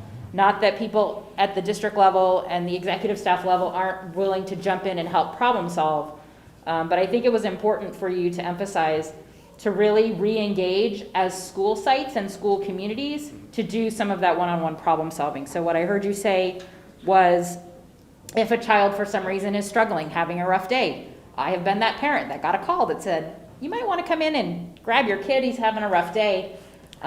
That there's still an opportunity to do those kinds of things. So that if a student needed to log off after a half hour or an hour, that communicating to the teacher and communicating to the principal is the appropriate place to say, we're taking a break, we'll turn in the work tomorrow, but to get back into the habit of having those conversations. We talked about muscle memory and how we used to do things. So I appreciate that and just wanted to say it out loud again so that parents really heard that if a student is struggling with the format, with the time, that those are appropriate conversations to have with teachers.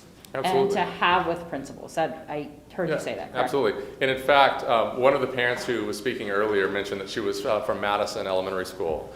And while we were sitting here, I got a text message from Kim Carpenter, the principal at Madison, who's watching the meeting and has already sent an email to that parent and wants to connect tomorrow to figure out how they can support that child. So we will absolutely do whatever we need to do to make sure that we're meeting the needs of families. Okay. And then just a secondary, and then I'll pass to my colleagues. I know one of the things that we've heard about, or that I've heard about, is the idea of being physically present on the screen. So when we talk about different ways to take attendance, we know for a lot of reasons, some of which are probably deeply personal, that our students don't always want to have their camera on. There could be family situations that are not appropriate for what's happening.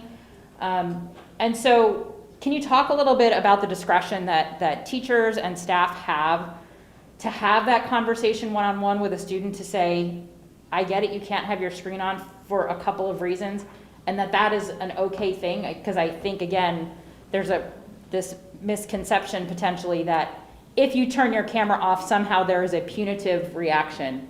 But we know that lots of families are dealing with some deeply personal reasons why cameras can't be on all the time. So if you could just speak a little to that and how that works attendance-wise. Yeah, and possibly Dr. Camarino or Dr. Lund can speak to it. I think at the high school and middle school levels, sometimes it's about students also not necessarily wanting to be seen if they don't want their classmates to see them in that way. They want to turn it off for whatever reason. We have told our elementary principals and teachers, we want students to have the screen on at times because it's going to be important that when we're dialoguing with classmates, we want to be able to have that face-to-face, if you will. It's important when our teachers are hearing our students speak, sometimes to see the face with that. But it is okay. We made it clear that it is okay to turn off the screen. If a teacher felt that it was being done excessively and there was some concern about the child not, like always happens at elementary, the teacher's going to reach out to the parent. That would happen if there was a challenge in the classroom. That's going to happen if there's a concern outside of the classroom. So at the elementary level, it's going to be an individualized conversation between the teacher and the parent if there happens to be a concern. I don't know if one of you'd like to speak to what that might look like at secondary. Yes, we've gone over with our principals several times, and it's kind of like when we first started deploying Chromebooks to all of our schools, right? Right away, Chromebooks were up, going, teachers trying to talk, students weren't particularly paying attention. Same concept of having just norms in the classroom, protocols that are in the classroom, of saying, I need to be able to see your face to take attendance, but after that, you are at your discretion to turn the camera on or off. When you tilt that screen to the side, it lets me know that you're paying attention. I need to see everybody hands raised or some kind of a sign that I know you've got what I've just spoken to you about. Because that's the other part that's really a challenge too, is how we know instinctually when we teach, we have to read body language. We have to see facial expressions. We have to be able to see and feel that you're getting the concepts that we're working with you with. When we put you in breakout rooms, we have to have those norms of cameras on, cameras off when you're dealing or talking with students. I love the idea of being able to upload, as we've seen this week and last week too, of students being able to upload their work so they can really talk to the work that they're doing. That's definitely a way where you can have cameras off, but you can see the work that I've just uploaded through Canvas or my artwork, and it was really a great way to be able to engage while having to look at each other also. So that's just one example we have there too. The only thing I would add would just be around the cultures that get developed in classrooms. So just like in the regular classroom setting, you build a culture, a community together. Part of that building of a community is that trust that you share with each other. And obviously you impart a lot of trust when you share your screen in that online environment. And it's understanding the unique needs of our students in different communities throughout our district. That's why we recommend that we see you for the very reasons that were already alluded to, but we're also sensitive to the unique situations that our students are in. Teachers have developed some very creative solutions to kind of help students, whether that's the use of Bitmojis, as when you do turn your screen off, that there's an image there that you've chosen for yourself, whether that's tilting your screen up where I can still see the top of your head so I still see that you are there. And when you share, I ask that you turn your screen towards so I can see you to share with the group. So those norms that kind of get developed in an online environment, that is pretty unique to each teacher and how they manage that setting.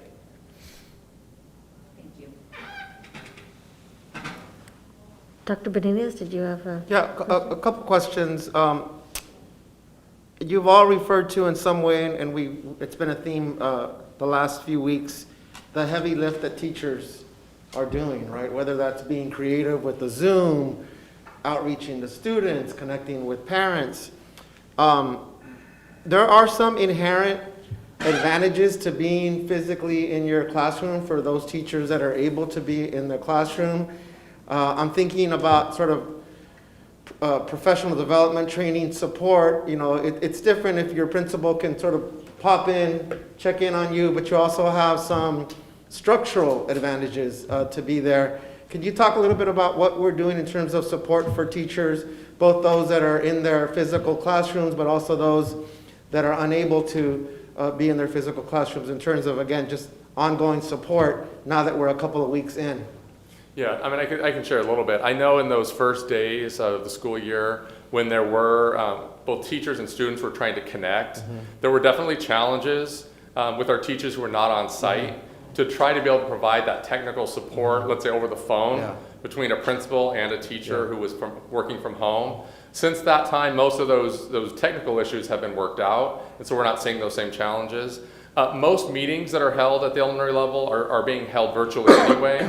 So if you think about professional development, staff meetings, faculty meetings, those are still generally being held virtually. Our principals and our teachers are connecting via Zoom one-on-one even to have conversations. Now, of course, going into the classroom, you can have a conversation across the classroom, that there's that personal connection. And I know that our principals and those teachers on site have appreciated that. But I don't think there's necessarily been a huge detriment to those maybe working from home, other than when there are technical issues and issues with their technology, we're just not able to support them as we're able to at the school site. I would just add two things to that. Our OCIPD team really did an amazing job building out units for our teachers as a curriculum support. So having these unit guides that have extensive resources already built into them really helps teachers to not have as a heavy lift in terms of planning some of the content. So that was a huge benefit to our teachers. Beyond that, the team also did a trainer of trainers model, TOT. So there's someone on site that is a trainer for the school site. And our teachers have also leveraged that person for additional support over the past 2 weeks. So having the minimum days and that afternoon time to kind of leverage that additional support. Some of our schools built out really strategic trainings over those minimum days that were voluntary for teachers that needed that additional support, whether that was technical in nature or curriculum in nature or getting used to our new platforms and systems. So whether that was Canvas specific, Zoom specific, unit specific, or more of a technical nature.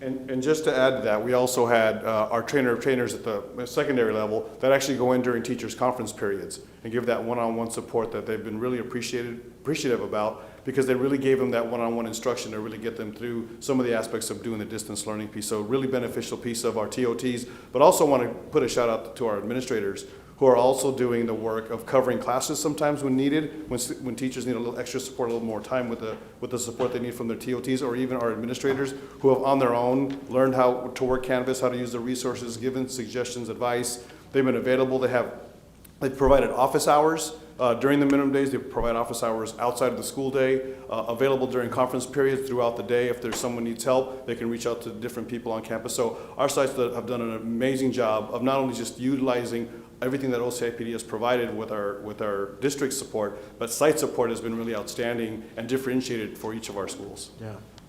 And can I do the follow-up question, Dr. Camarena, since you're still up there? Both you and Dr. Lund referred to the nuances with attendance and absenteeism in the middle schools and in the high schools. So along the same lines of support for teachers, I want to sort of take a deeper dive into the difference between having connectivity issues, right, where students and families are just having a tough time or they get bounced off or what have you, versus what Board Member Kerr just referenced, social and emotional stuff going on either with the student or at home, what kinds of support we're providing for teachers when they notice, right, that, camera's not being turned on or is being turned off at a particular time, or other things that may be going on where students are showing up for a couple of, half an hour blocks, but not for others. And obviously we're not punitive in terms of, a deficit approach of why that's not going on, but also sort of to Dr. Aaron Simon's presentation, what are those supports or needed supports to sort of build on something else is going on here other than potentially a connectivity issue? Definitely, and as you know, at our high schools, we have what we call the care centers, right? We know of students that have had historical or past situations in which they need extra support. Our counselors and our counseling teams, and especially in our triads, which we consider by pathway, our administrator, lead teacher, and counselor, administrator, counselor, and lead teacher, they're going out and connecting with students through the care center and making referrals, and especially for our freshman students who are new and they've only been in school for 3 weeks for high school or fifth week for Sato and CAMS. We are deploying all the counselors that are still available, checking in with teachers, having regular meetings to see which students have not been connecting or why they're not connecting. So we have those referral sheets that are done by each school site to ensure that we're sending somebody or deploying resources to them through the care centers with our counselors.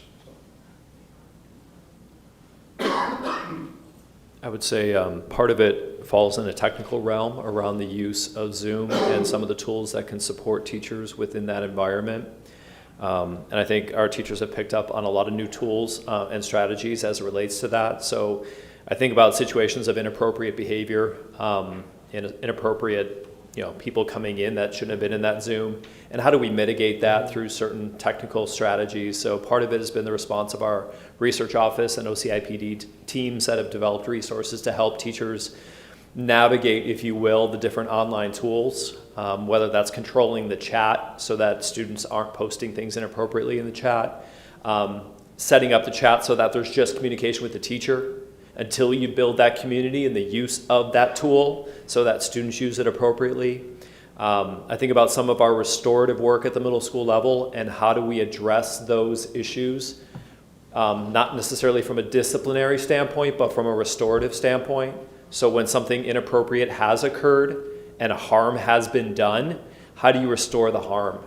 So how do you confer and leverage the support of your administrative team, of your counselors, to really have that deep conversation with a student as to say, this might have seemed funny at the time, but it actually causes long-lasting harm for your community of learners that you are creating. And then how do we address that strategically with students and families? Dr. Lund, if I may too, I've talked with a number of teachers and they form teams, cooperative teams. They're sharing with one another and creating strategies to help one another be successful in the classroom. So they need to be applauded for that. Yeah, the amount of collaboration across our system at the teacher level as well as at the administrator level has really been exceptional. A principal reached out to me this week and said that he never felt closer to his colleagues, and he's been a principal for 15 plus years. Just, I think that's one positive silver lining, if you will, to our current context. Well, I want to thank you all. The presentation tonight just demonstrates all the work that's being done. I appreciate the fact that you are all aware of the challenges, that you're aware of the concerns from our parents from really every angle, the school side administrators, teachers, students, parents, and you're all doing such a fine job. So I want to thank you and your staffs for what you've done. Okay, let's move on to the business items. So personnel, Dr. Williams. Yes, Madam Chair, I have the personnel report prepared by our Assistant Superintendent of HR, David Zayden, approved by our Superintendent, Dr. Jill Baker. do the classified portion of the report first. There were 27 appointments, 13 leaves of absence, 1 abandonment of position, 27 resignations, 3 retirements, 1 abolishment, lack of work, lack of funds, 2 amendment, and 1 rescission.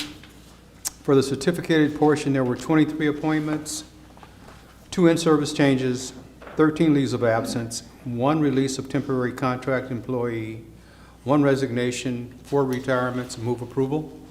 Second? Discussion? All in favor? Aye. Aye. Opposed? Abstentions?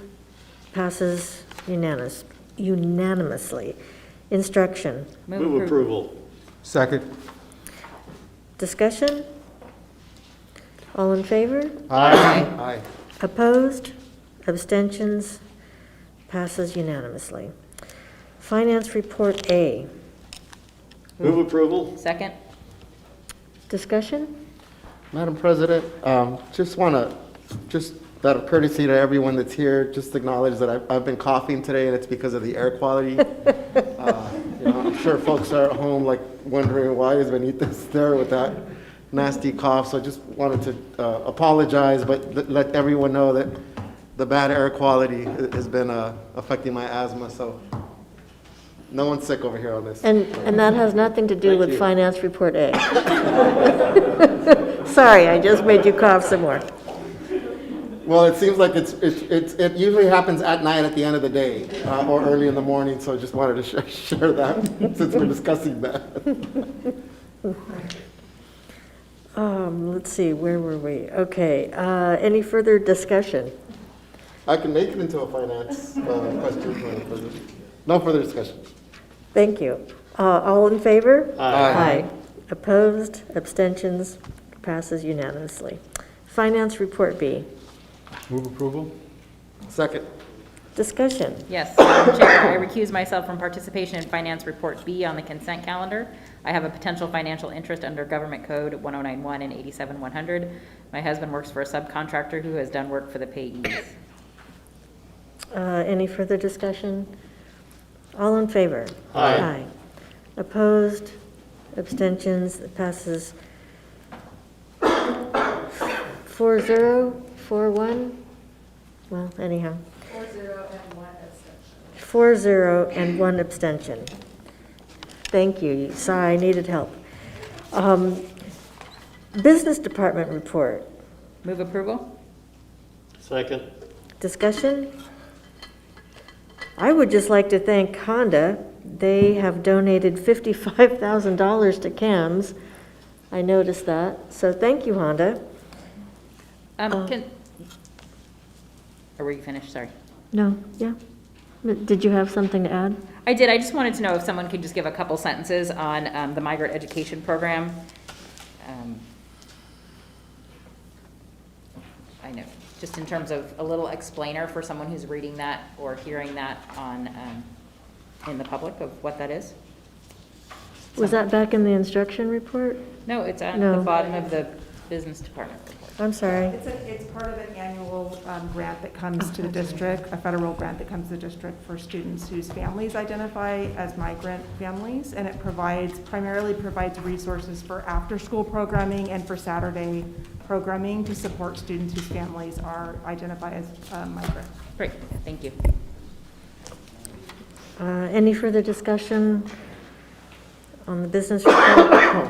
Okay, all in favor? Aye. Opposed? Abstentions? Passes unanimously. Purchasing and contract report. Move approval. Second. Discussion? All in favor? Aye. Opposed? Abstentions?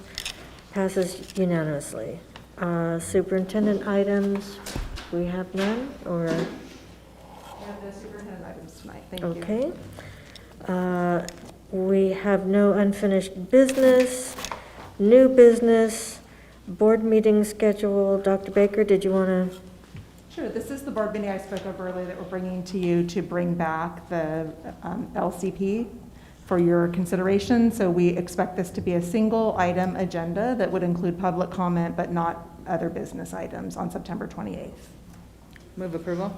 Second. Discussion? Yeah, Yes, go so ahead. that mean, Go ahead. yeah, that means that we won't have closed session, we're just coming right back in for this one item That's right, as a board meeting. correct. And Dr. Baker, will we have the final version of the LCP? Yes, to have the By that final meeting? version, there's actually an opportunity our staff took to submit the plan for feedback from the county office, as well as for all of the public comment. So the Friday, or actually it'll be, not Friday, I think it will be Wednesday by 4 o'clock. Prior, it will be posted, the revised version will be posted on the website. Perfect. It'll be the final version that you would be voting for action on the Perfect. 28th. Thank you. Okay, any further discussion? All in favor? Aye. Opposed? Abstentions? Passes unanimously. Resolution 091620-B, declaring support for Proposition 16. Move approval? Second. Discussion, Would did we? you want to just provide some background on that? Sure, I just wanted to acknowledge Dr. Benitez and Dr. Williams, who asked for this resolution to be put forth in terms of supporting Proposition 16. So I'll open it up to you all to speak to the resolution, or we can read it out loud if you prefer. Okay. You want to start us off, Dr. Williams? Go ahead, start it off. So appreciate the recommendation to move forward with this. Bottom line for me is, as I've shared in here many times before, equity requires policies and requires resources to advance our equity efforts. And in some cases, we have to get rid of bad laws in order to ensure that we are able to uphold it, not just at the district level, but statewide, when taking social constructs such as race and ethnicity into account. So by us supporting Proposition 16, we are upholding our commitment to equity here. What ultimately we would do is we would like to take those social constructs into consideration, not just through our procurement, but also through our seamless education efforts with our UCs and CSUs and City College. So, fully supportive of this. Great.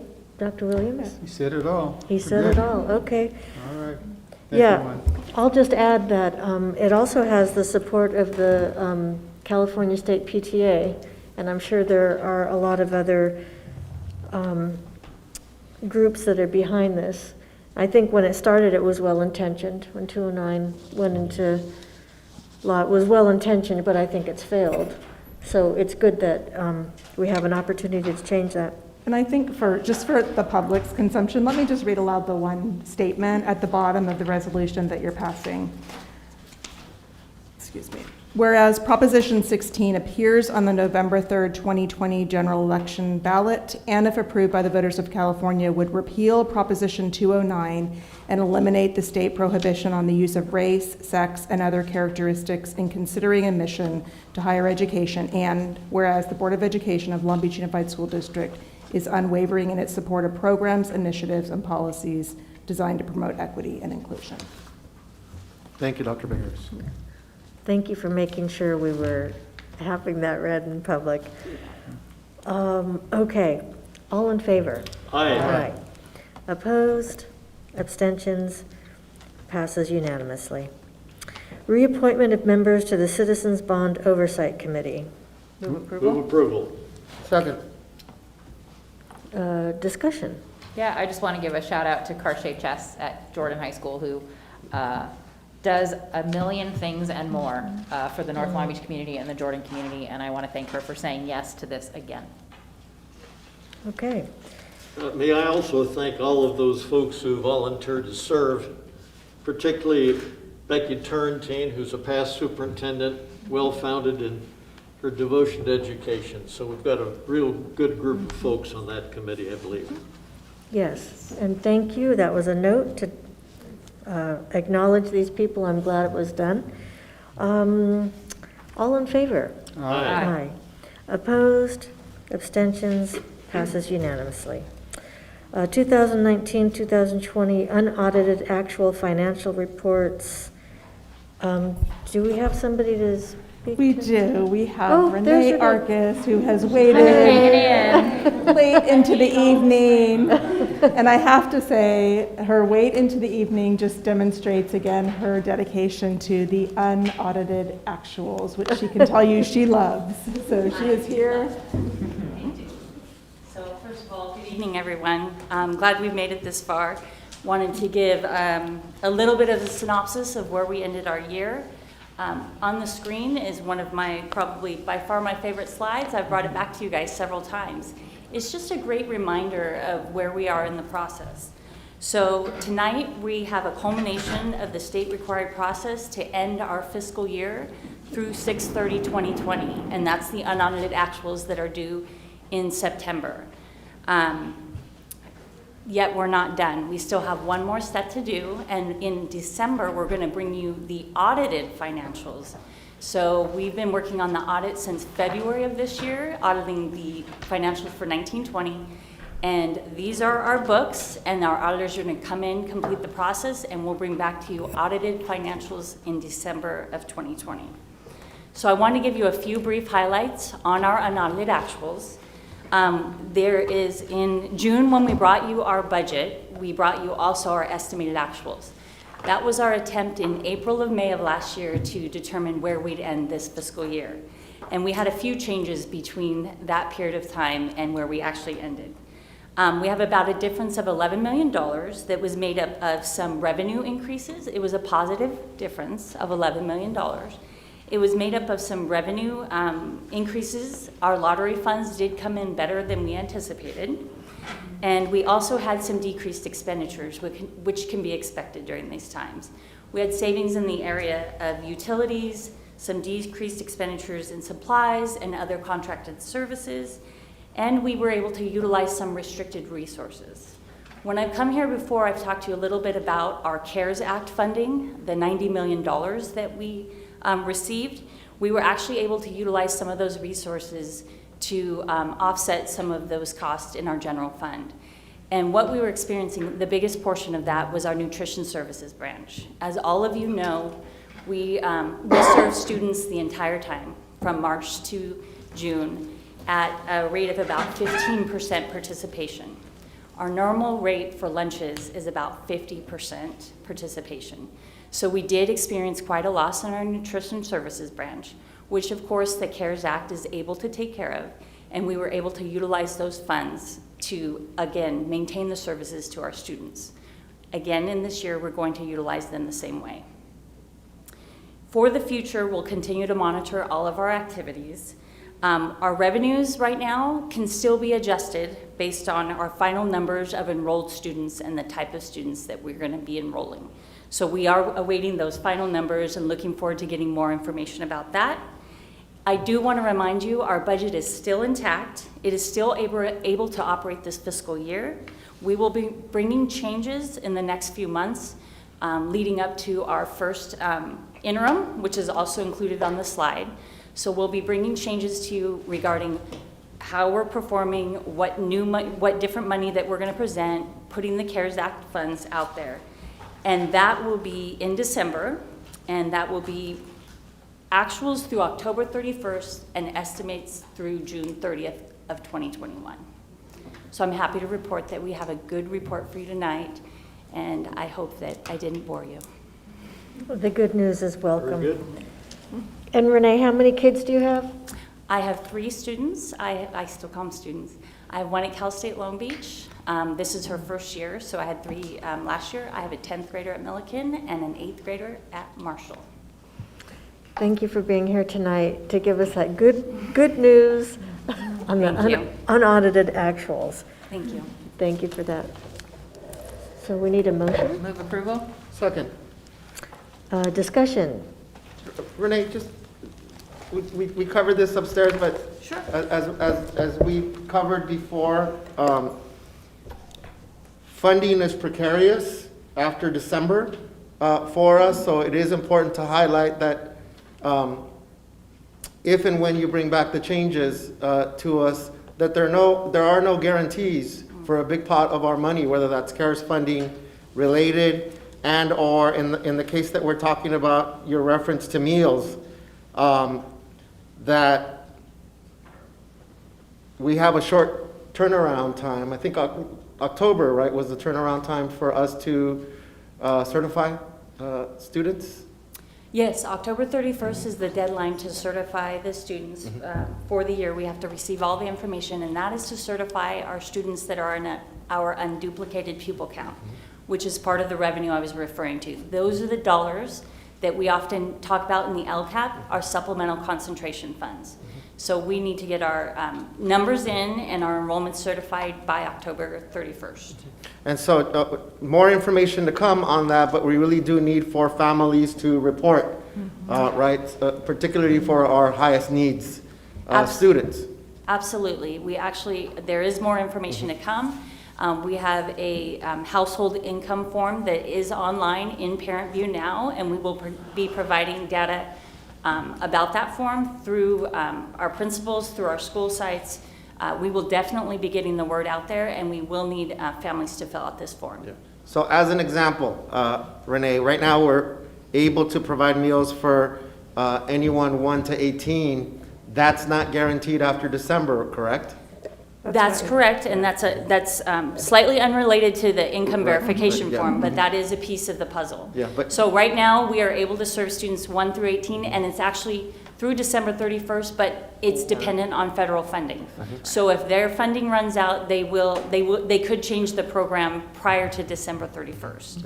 And I just wanted to highlight the fact that our funding is not just a kind of a one-size-fits-all, that it is contingent on, one, engagement with our parents and with our stakeholders, but two, that we're going to have some adjustments coming up. Right? Absolutely. We will be having adjustments, and we do need engagement from the parents, our community, to fill out the proper information so that we can count the kids and get the income from the state.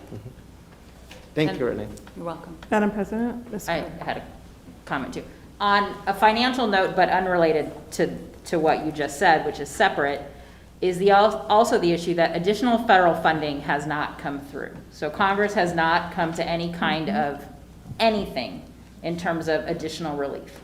And what that means is that the state isn't going to get any relief as well, which the financial implication for us is that it kicks us into deferrals starting in October, which means the money that we would normally get from the state in October, we have to wait until the next fiscal year. So not until next July or past. That is And so this is the earliest, and I think that we know that we've ever been said. I always think of Popeye, because I watched Popeye when I was a kid, Wimpy, like, can I have a hamburger today? I'll pay you Thursday for a hamburger today. That we're That's gonna Wimpy. do all of this educating of kids, and the state is withholding our money now until July. Yes. And so when you talk about that reserve and you talk about what this looks like for us, the reality is we are going to be paying our bills out of that, basically our savings account. That's right. Until the state pays us next year, next summer. So again, as we're talking complicated financial pieces, the federal piece of that is until there is more federal relief in the form of a package, which obviously isn't going to happen, potentially could happen in a continuing resolution, but understanding that there are multiple pieces at play as we go into this year. So in addition to the complicated educational side of the house, the work that you all are doing to keep the financial side of the house in order is much appreciated. I appreciate that. Tthank you very much. Yes. And just let me add a couple of things. First of all, thank you, Renee, and team, for everything you've done to get us to this point.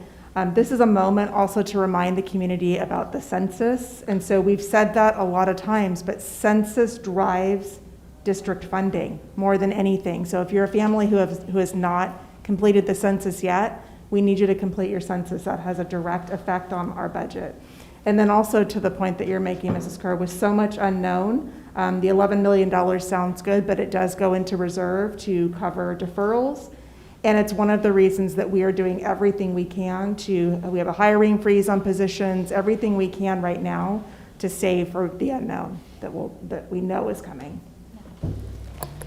The deferral to our district is approximately 120 to 140 million, or about 75% of our funding from that source. It's It's a lot. Yeah, that is a lot. Well, thank you for helping to manage our money so that we can do well. Thank you. Despite the challenge. Did we have a motion on the floor already? We have a Yes. motion. Seconded. Okay. Any further discussion?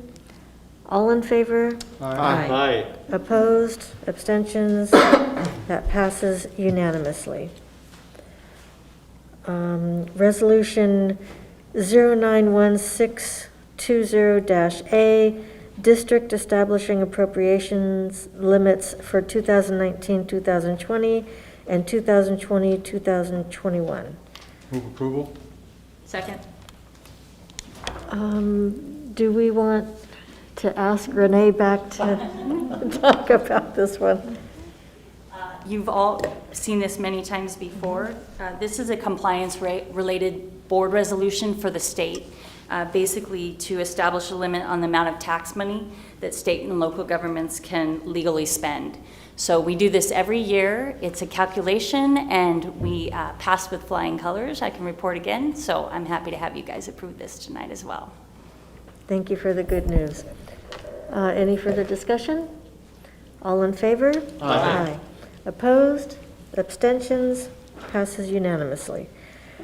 And Equity Policy Development Update, Dr. Brown. Good evening, I'll be brief. Thank you so much for the opportunity. In keeping with our commitment to have an equity-related update in every meeting, I want to highlight a document that you have, the Budget Engagement District and Community Forum virtual sessions. And this is just a document prepared by Dr. Lucy Salazar as a way of organizing the community engagement efforts and opportunities that we're making specific to the budget, but larger than that, the efforts that we're making around academic support, wanting to hear more input around social emotional learning options, student motivation and engagement. So this is just a showing of the ways that we are reaching out and asking that our community reach in to share information with us. And then something to look forward to, our board meeting October 7th, I'll be bringing to you a couple of recommendations around the process for selecting an equity leadership team and the timeline for that work. So I'll be, you'll have it well in advance for your consideration so we can engage in some input from you about the process going forward. Okay. Thank you. All right. Well, it says action, but we don't have an action to take, so that's good. Will this schedule be posted? I believe it's posted right now. Okay. But I'll make sure. Thank you. And just for clarification, Dr. Brown, because a few of our public comments expressed that we had already passed the policy, but we have not passed the policy. Thank you for at this point, that. yeah. In fact, that was mentioned by our really wonderful students who I've been in contact with and actually put as a to-do to follow up with them tomorrow to just reiterate that in fact we haven't brought that policy forward. The leadership team will develop the recommendation that comes before you, and that we really want to hear from that group of students and many others as we move forward. So thank you for the opportunity to clarify. They'll be hearing from me tomorrow. Perfect. Thank Boy, you. that's a good memory. Dr. Bernitas, that's a good memory. But I couldn't remember the update on the phone system. I take it back. I take it back. Okay, report of, thank you, Dr. Brown. Report of board members. Let's start with Ms. Kerr. Yeah, I will keep it brief. I want to thank the public who continues to engage with us, both here, via email, via text message, via Facebook Messenger, all of those ways that you look to connect to tell us your story. As you heard tonight, we know that there are 70,000 plus stories to be told about how life is right now, and we know that COVID and this experience is bigger than all of us. And I appreciate your willingness to share with us your struggles, but also those who have been willing to share accolades for teachers and staff who have met your needs in unique ways to your family. So thank you. Continue to reach out to us. I want to thank especially the students who are speaking out on their experience of what learning is like right now. We know it can't be easy. I have a college student who, again, we've heard the story, who is a great engaged student struggling with the medium and how that impacts how she's motivated to do the work. So we know that that is real, and we're here in support of that work, and I appreciate staff and especially principals and teachers who are doing their best to support individual students. Props to the supervisors for additional money for 1,000 more hotspots last night. We know the digital divide is real, and any assistance from the county level, state level, is critical. And also shout out to all my North Long Beach peeps who are doing such hard work around attendance and engagement. Thank you for that. Thank you, Ms. Kerr. Dr. Williams? Yes, Madam Chair, it's really uplifting to know that the district is working diligently to meet the needs of our kids and our community. Given all the uncertainties that we're dealing with, but the fact that all of our folks are just basically trying to do what they need to do to make sure that our students get an education. And that is really powerful. I know we still have a lot of work to do, but no one is running away from this task. So we're all doing what we have to do to make sure that we serve our students. At our last board meeting, I commented on the ethnic studies program that one of our schools adopted, and how appreciative I was of hearing that that kind of action is moving forward in our district, particularly at that level. And I also talked about the presentations that I've done on that topic. What I didn't talk about, though, was the help that I received in preparations for those presentations. And I just want to thank two of the people that really worked with me to help with setting up the surveys and so forth and so on for those presentations. Dr. Chris Lund, initially, as I prepared for that first presentation with the Council of Great City Schools, met with me on a variety of occasions, helped me work with the research people at Council of Great City Schools. Combined, we were able to put together a survey that went out to all the schools of the Council of Great City Schools.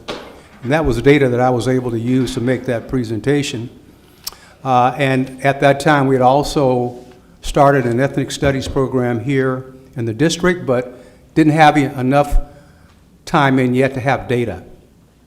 What we did have was a wonderful video of our kids that was really, that spoke volumes about their interaction with the ethnic studies program and what their perceptions were as a result of being involved in that program. That really spoke volumes about what that program was doing, the purpose that program was serving. On the second go-around, a few years later, the second presentation that I did for the California School Board Association, met with Christy. We hooked that one up in terms of pulling the data together for that one. And we were able to present that information at the California School Board Association. So I just wanted to take this opportunity to thank you both. I didn't do that the last time. You don't owe me anything, but thank you very much. Thank you. Mr. Meyer. Thank you, Madam Chair. Dr. Lund, Dr. Camarillo, Brian, thank you very much for your presentations.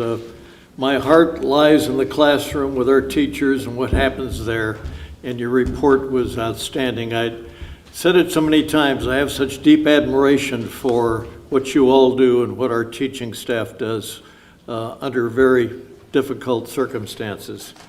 You've alluded to it, and I mentioned it briefly, but let's not forget the cooperation that's going on among our teachers.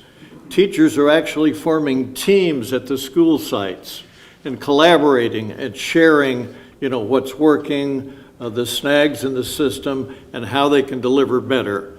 So to that point, I'd like to share what one of the teachers I've long admired, Judy Ferris, has to say. It's been a crazy first week of my 33rd year of teaching.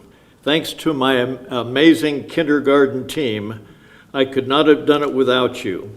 The tears have stopped, the joy of teaching has returned, all of home technology kids have been delivered. I truly believe now that we've got this.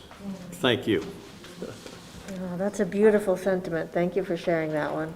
Dr. Benitez. Yes, thank you. Three things to report on for me, Madam President.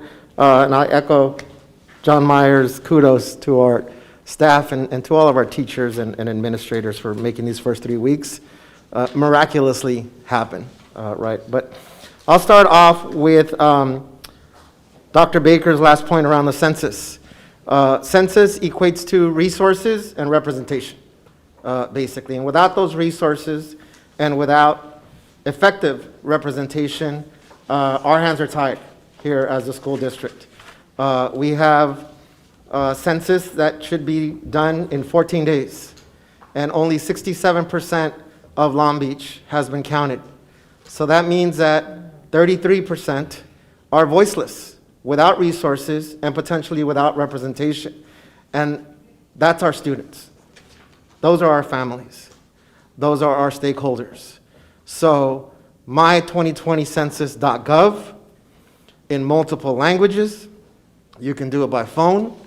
You can do it simply by using your Chromebook and logging on to do it. So if you're going to use a hotspot, use it tonight. Right? Use it tonight to have ourselves counted and for that count to be reflected in representation and resources for us. Second, I'm going to look at my compañero, Dr. Camerino. Today is not just Mexican Independence Day, but Independence Day for a lot of our Latinx neighbors and our Latino communities in Latin America. It's Independence Day for us. I would ask you to do a grito, Jay, but I don't want to embarrass you. It's a time for celebration. And y vas a hacer un ballet folclórico también, Jay. And just want to highlight that in reference to yesterday kicked off Latinx Hispanic Heritage Month. And I have some thoughts, some reflective thoughts on that, because oftentimes Hispanic Heritage Month has highlighted our contributions in music, in the arts, in food, and that's great, but it's also important to acknowledge it as a call to action on the work that's remaining to be done in our communities. Our Latinx communities didn't just appear here in this country overnight. Mexico was invaded by the US in 1846. Operation Wetback, Operation Bootstrap, the Marielito Cuban Lift were all parts of US policies. So our history is not just a history of contributing great music, great food, great arts to this country. Our history has shaped the very fabric of our country, and it's been a struggle for centuries, right? So it's important through ethnic studies, Dr. Williams, through the equity that we want to uphold here, that the work is not done, that families, children are still in cages, that we have policies that are counter to our very belief on what this nation was on paper founded on, and that we have a responsibility that as we celebrate the contributions of our Latinx communities, that we also acknowledge that there's a long history of struggle and that we're not done with that work. So I would just remind folks in the next 30 or so days that we celebrate the contributions that we've made to this country, that those contributions have often resulted in the loss of life, and that those contributions remain part of our pride in the contributions that we are here still today, and that we are not just, as some of us are painted, racists, rapists, criminals, illegals in this country.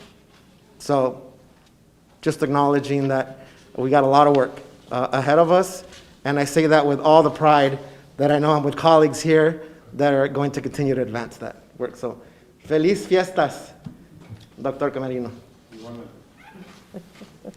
Thank you. I'm going to start out by thanking Pamela Secchi for her many years of service. Tonight is her last official board meeting, so Pamela, wherever you are, thank you. And also I want to report on some suggestions. I've gathered from a couple of different groups, and one suggestion is for parents and students to protect your password and adhere to the contract to help minimize Zoom bombing. So that's just a little note, a cautionary note. Another suggestion is for the district that we have a one-stop shop kind of thing, online support for families on our district website, and maybe even each school could have information on their individual websites with a point person to contact if they have a lot of, questions or any questions or concerns. Also, that schools find a way to create virtual versions of regular school activities.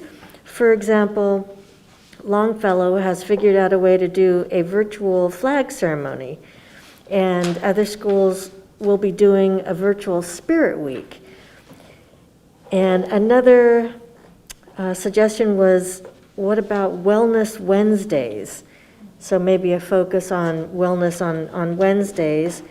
And I have my own suggestion, thinking of the wellness of the board and the board meetings. We are missing our student representatives.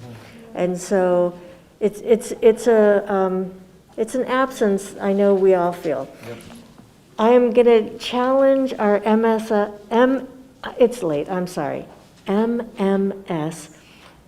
wonderful staff. Is it possible to do a student video? Because we used to have a student attend the board meetings and they gave a report. It was like a highlight of the board meetings. We all remember that. And is there a way we can incorporate? We can have a student attend.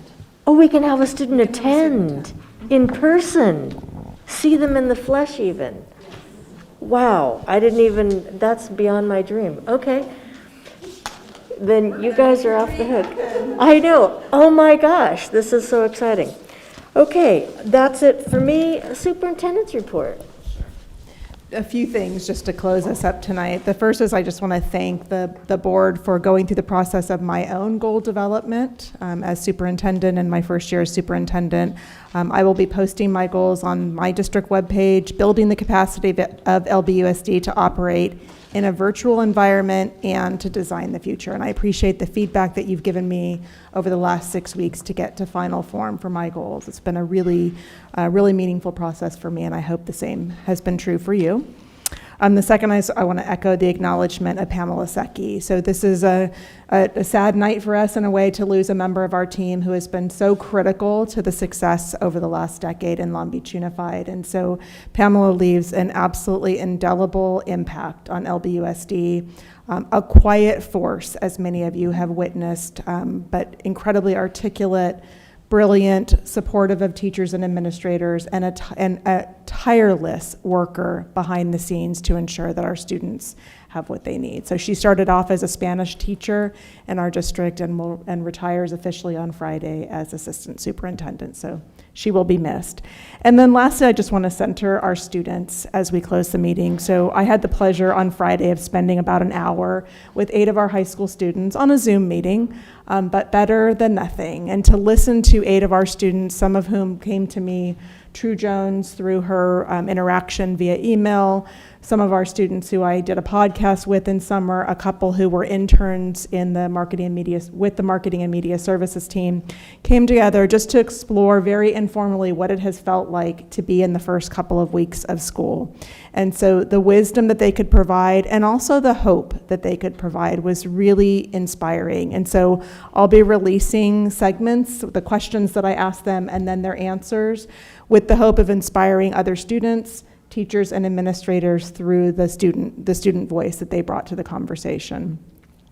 And then lastly, on the note of our students, we are going to be trying something new this year. And so by the end of this week, we'll be putting out a call to our juniors and seniors who would like to represent themselves or groups or their school in multiple advisory capacities that will be launched this year, including the superintendent's student advisory committee that, in addition to me, will be co-chaired by 2 students, to come with adults into the equity advisory capacity and sit with adults as Tiffany leads the team into equity policy initiatives and practices.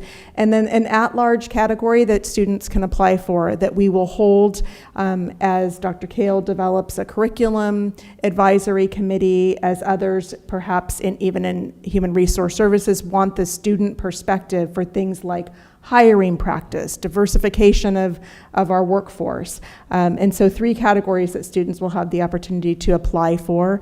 And then we will carefully look at everything from race, gender, representation across schools to develop many of these advisory opportunities for our students. But we're excited about the voice of students. We've had students that are also want to co-chair and get into a leadership role. And so it's a great way for us to really elevate student leadership and student capacity right alongside adults in the district. So that goes out Friday. So if you hear students talking about it, or if you have students that you'd like to recommend who are juniors and seniors, it'll go to their email, and they'll have a little bit of time to apply, and they'll be looking at their applications.